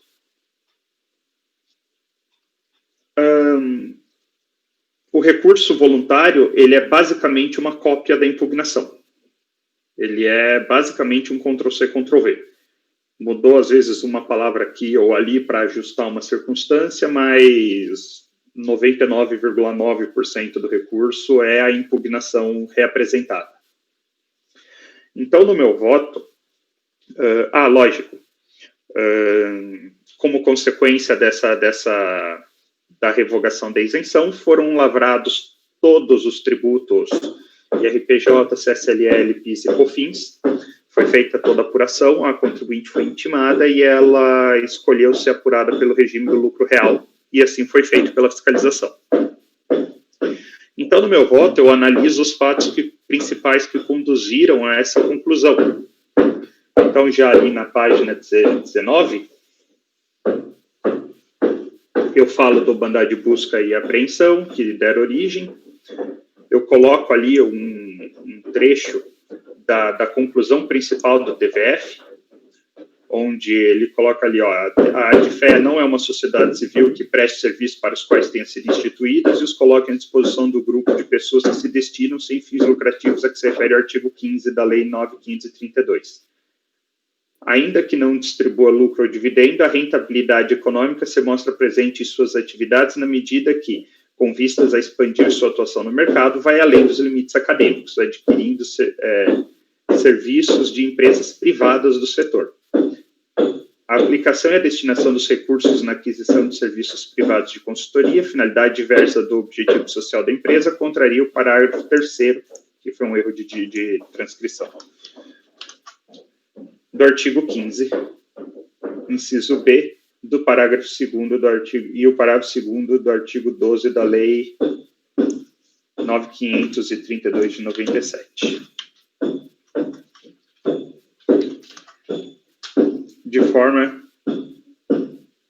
Da mesma forma que o inciso 2 do artigo 14 do CTN, quando este dispositivo determina que os recursos sejam integralmente aplicados na manutenção dos objetivos institucionais. Em decorrência de tais conclusões, foi lavrado a Declaratória Executiva 37/2004, folha tal, suspendendo a isenção tributária recorrente pelo período de janeiro de 99 até dezembro de 2002. E, oportunamente, após feita a escolha autuada pelo regime do lucro real, foram lançados tributos devidos a título de RPJ, CSLL, PIS e COFINS. A recorrente, ela não faz qualquer impugnação quanto aos contratos e documentos juntados pela fiscalização, mas defende seu direito à isenção, alegando serem entidades sem fins lucrativos, possuindo por objeto social. Aí eu transcrevo o artigo 3º, que é o objeto social da Adfea. Promover a aproximação social, intelectual e profissional entre seus associados, representar e promover a integração entre seus associados e o corpo docente, discente e administrativo da Faculdade de Economia, Administração e Ciências Contábeis da USP e demais órgãos públicos. E os principais: C. Promover, participar e divulgar pesquisas e estudos nos campos de economia, administração e contabilidade e atuária, isoladamente ou em conjunto com o corpo docente da FEA-USP ou outras instituições públicas ou privadas. D. Promover, organizar e realizar cursos de extensão universitária, conferências, congressos, seminários e debate científico, técnico e cultural, visando a integração e a divulgação dos conhecimentos dos diplomados para a sociedade em geral. E promover e participar isoladamente ou em parceria com outras instituições públicas ou privadas do desenvolvimento e pesquisa de ensino com recursos de informática aplicada, de multimídia ou outros, da elaboração e material científico e educacional que possam contribuir para o aprimoramento do ensino e da formação cultural da sociedade em geral. E F. Manter intercâmbio com entidades congêneres do Brasil e do exterior. O que eu aponto aqui é que todos os itens do objeto da recorrente têm caráter científico e educacional. E como a fiscalização aponta, os contratos que foram analisados não demonstram consonância com esses fins. A fiscalização ela elaborou um documento que ela colocou como anexo 1, análise dos projetos da Adfea de 1999 a 2002, que eu cito as páginas ali, onde ela sintetiza o conteúdo e as conclusões que ela tira de cada contrato que ela analisou. E eu cito alguns aqui, como, por exemplo, da Copel, que eu já falei acima, em que foi feita uma recuperação de crédito de ICMS junto ao Estado, recebeu o valor de R$ 16.809.434,08 para fazer esse trabalho, e ela subcontratou a empresa Ebracon, empresa brasileira de consultoria, repassando o valor de R$ 15.668.962,38, ou seja, uma parcela bastante expressiva. E quanto a esse trabalho, a recorrente ela defende que a atividade da ADFE junto à Copel não se restringiu ao levantamento de crédito. Pelo contrário, o levantamento de crédito foi apenas parte de todo um trabalho contábil realizado. Dentro desse contexto, é importante ressalvar que, analisado desta forma, o trabalho da ADFE na Copel é perfeitamente harmônico com seus objetivos sociais, conforme especificado no artigo 3º, a linha C, Estatuto Social da ADFE, ainda que parte de seus trabalhos, principalmente aquelas de caráter subsidiário de apoio, seja realizada em parceria com outras pessoas jurídicas.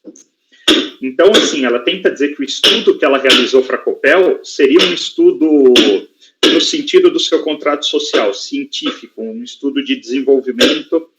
Um minutinho só.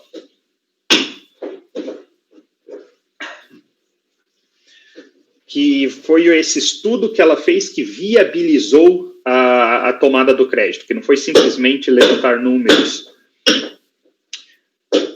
E ela ainda adiciona que a própria tem caráter manifestamente cultural e científico, atendendo aos dispostos do artigo 15 da Lei 9.532. Agora, palavras minhas. Ora, devo discordar. Os estudos de trabalho intelectual necessários para um levantamento de crédito de ICMS, tal como o escopo do trabalho realizado, não tem identidade com aqueles de cunho científico ou cultural.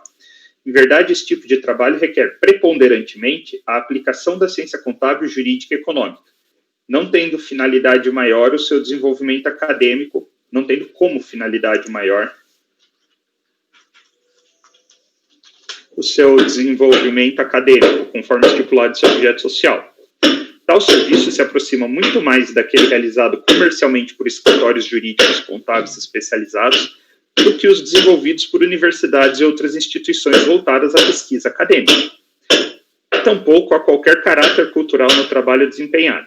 Em verdade, o único beneficiário deste serviço foi a própria Copel, que obteve créditos ICMS reconhecidos. Aqui eu pontuo que no própria linha C, que diz em promover, participar e divulgar pesquisas de estudo, não há divulgação nenhuma aqui. Basicamente, eles estão fazendo um trabalho que qualquer escritório faria de analisar a situação de uma empresa e verificar quais créditos seria possíveis solicitar juridicamente. Não há, assim, um trabalho acadêmico envolvido. Em moldes semelhantes ao trabalho realizado para a Copel, a recorrente realizou trabalhos para o Detran do Paraná e a Celepar do Paraná, cujos objetos eram a recuperação de crédito e outros serviços de assessoria econômico-financeira. Nestes contratos, a recorrente subcontratava a Embracon e uma outra empresa chamada Êxitos, Consultoria e Planejamento Tributário. Note que o próprio uso de empresas de consultoria e planejamento tributário para execução da atividade fim prestada denota sua verdadeira natureza, e até aqui em nada se assemelha à atividade educacional defendida pela interessada. Cite-se ainda contratos com a CETESB de São Paulo e uma empresa chamada GC Lever, onde o padrão se repete e serviços de pesquisa de mercado são prestados mediante a subcontratação das empresas Mix Consultoria, Pesquisa e Representações LTDA e Brasmarket. Aqui, o serviço que foi prestado, se eu não me engano, era análise da similitude de duas embalagens de produtos. Se eu não me engano, essa empresa ela estava fazendo, acho que, embalagem de sabão em pó. Eu não me lembro exatamente qual a marca, mas uma dessas marcas famosas que a gente encontra nos mercados. E daí o estudo comparava o grau de similaridade entre a embalagem de dois produtos, acho que concorrentes. Mas, enfim, não me parece que isso esteja dentro do escopo da ADFEA. A recorrente alega deter todos os requisitos para isenção tributária previsto no artigo 9 e 14 do Código Tributário Nacional, em especial ser instituição de educação, sem fins lucrativos. Contudo, os contratos relacionados apontam que tal caracterização é apenas formal, vez que as atividades prestadas em sua maior parte não se relacionam com seu objeto social, sendo verdadeiramente serviços comerciais. Conforme apontou a fiscalização, parece que a recorrente buscava se utilizar do peso do nome FEA USP e da possibilidade de ser contratada sem licitação para intermediar a prestação de serviço de consultoria jurídica, contábil e econômica entre empresas parceiras e entidades públicas. Desta forma, entendo por correta a revogação da isenção operada pela autoridade fiscal, com o consequente lançamento de todos os tributos devidos na modalidade do lucro real, conforme a opção da contribuinte. Empenho salientar que a recorrente não traz aos autos qualquer elemento material que contraria o quanto apurado pela autoridade fiscal. Em verdade, a defesa tratou de aduzir apenas teses de direito.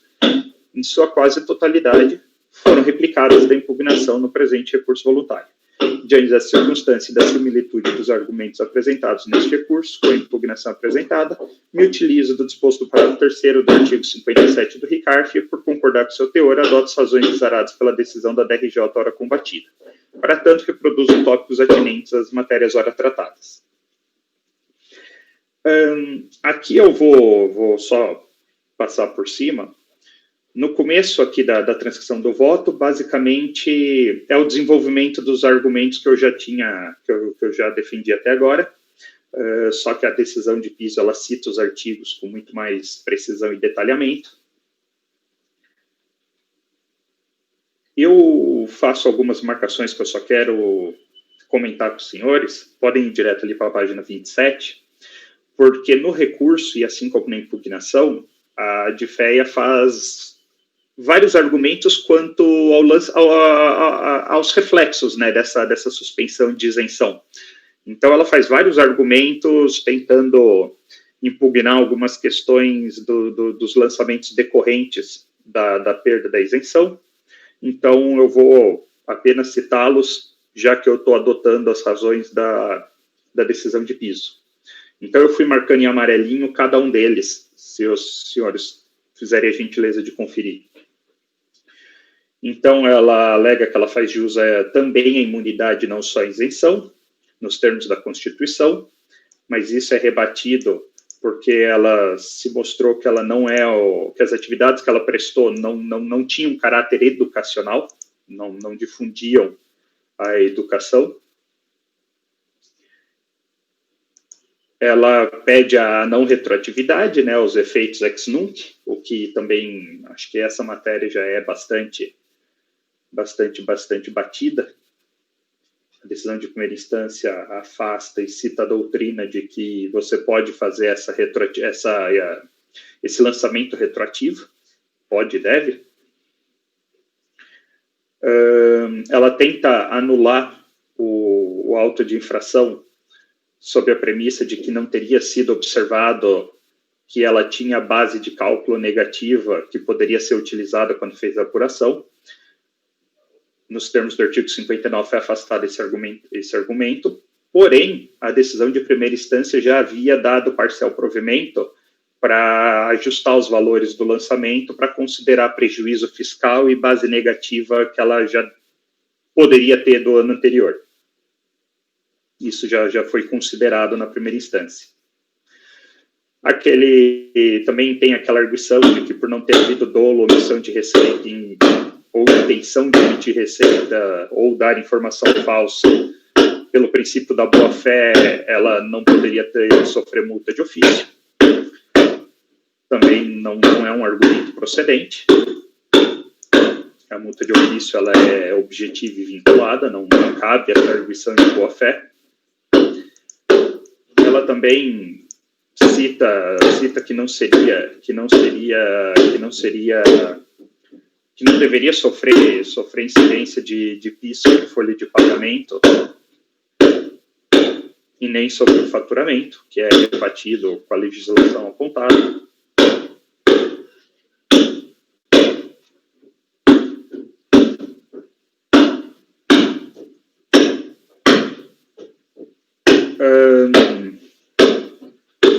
Houve um pedido para que os processos fossem reunidos, né, que os lançamentos e a revogação da isenção fosse julgada em conjunto, e isso foi atendido. ela repetiu o pedido em segunda instância, mesmo tendo sido atendido já em primeira.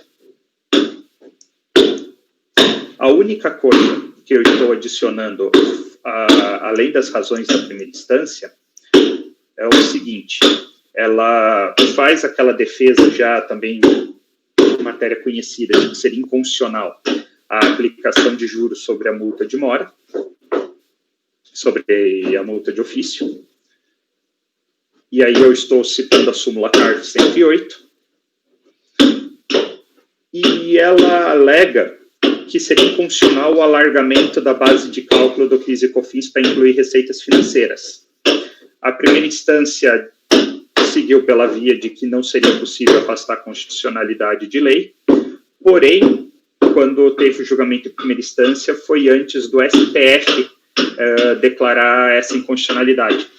Então, aqui eu estou conhecendo e provendo esse pedido em estrita obediência à decisão do STF em processo afeto à repercussão geral.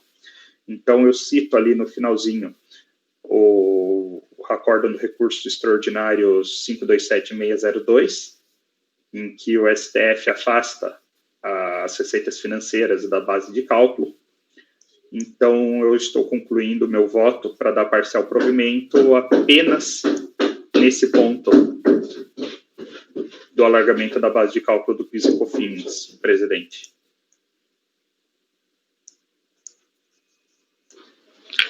Muito bem. Antes de mais nada, eu queria louvar o esforço do conselheiro Eduardo, que realmente deve estar passando um belo trabalho aí com esse... Está usando fone, não? Estou. Bom, deve amainar um pouquinho, né? Ajuda um pouco, isola um pouco. Mas, enfim, louve-se o teu esforço, porque realmente não está fácil aí para... Ainda mais uma matéria chatinha dessa, né? Mas, enfim. Está aberta a discussão, gente. Se alguém tiver alguma colocação a fazer, alguma dúvida para tirar. Doutor Carlos.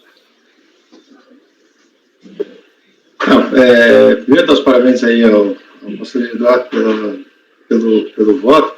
Esse tipo de atividade, isso não é incomum, né, a utilização dessas fundações vinculadas às universidades. Conhecemos bem, né, doutor Carlos, aqui em Florianópolis temos vários casos, né?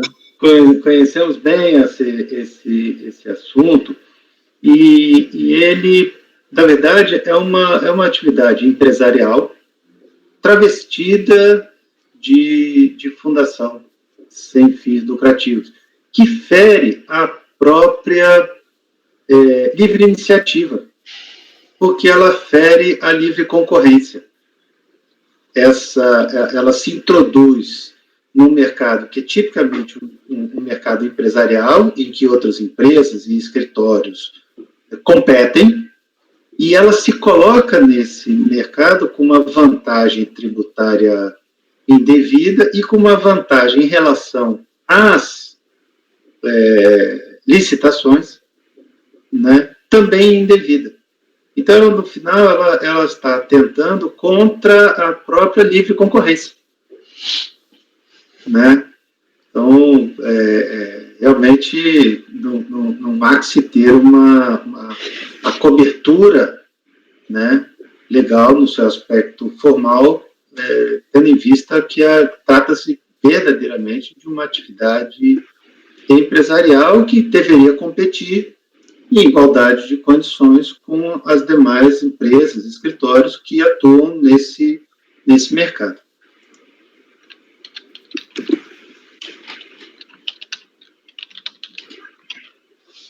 Mais alguém quer fazer alguma colocação?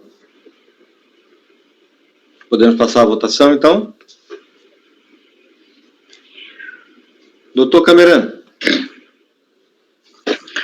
Parabenizo o relator também. Essa barulheira toda aí no ouvido, vai ter uma bela dor de cabeça hoje à noite. Né? Podia ser um voto menor, né, doutor Eduardo? Desde quinta passada com essa barulheira, doutor Camerano.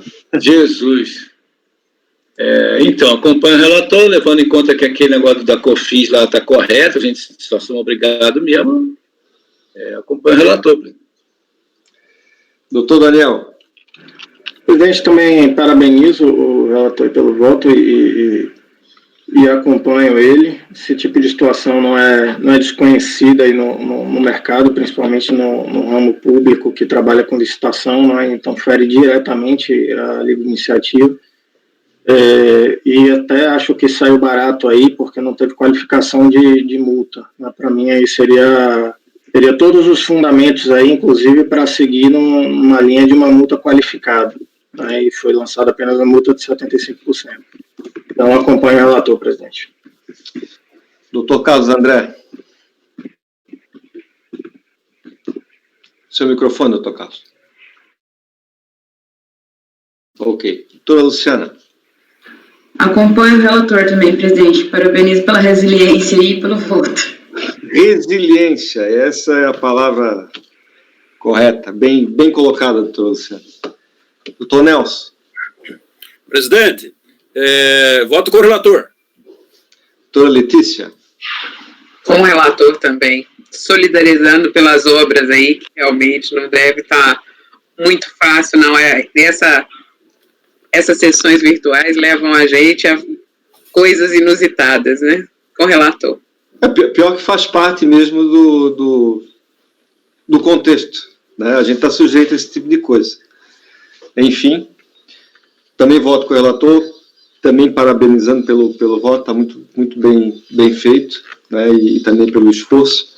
Então, nós temos, por unanimidade de votos, dar parcial provimento ao recurso voluntário apenas para afastar a inclusão das receitas financeiras da base de cálculo do PIS e da COFINS nos termos do voto do relator. Tá ok?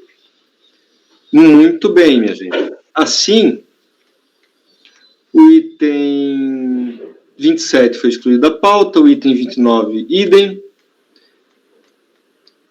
Portanto, nós fechamos a pauta da manhã do dia 15 de setembro. Tá? Eu vou pedir para a Fabiana encerrar a gravação. Doutor Carlos também, por favor.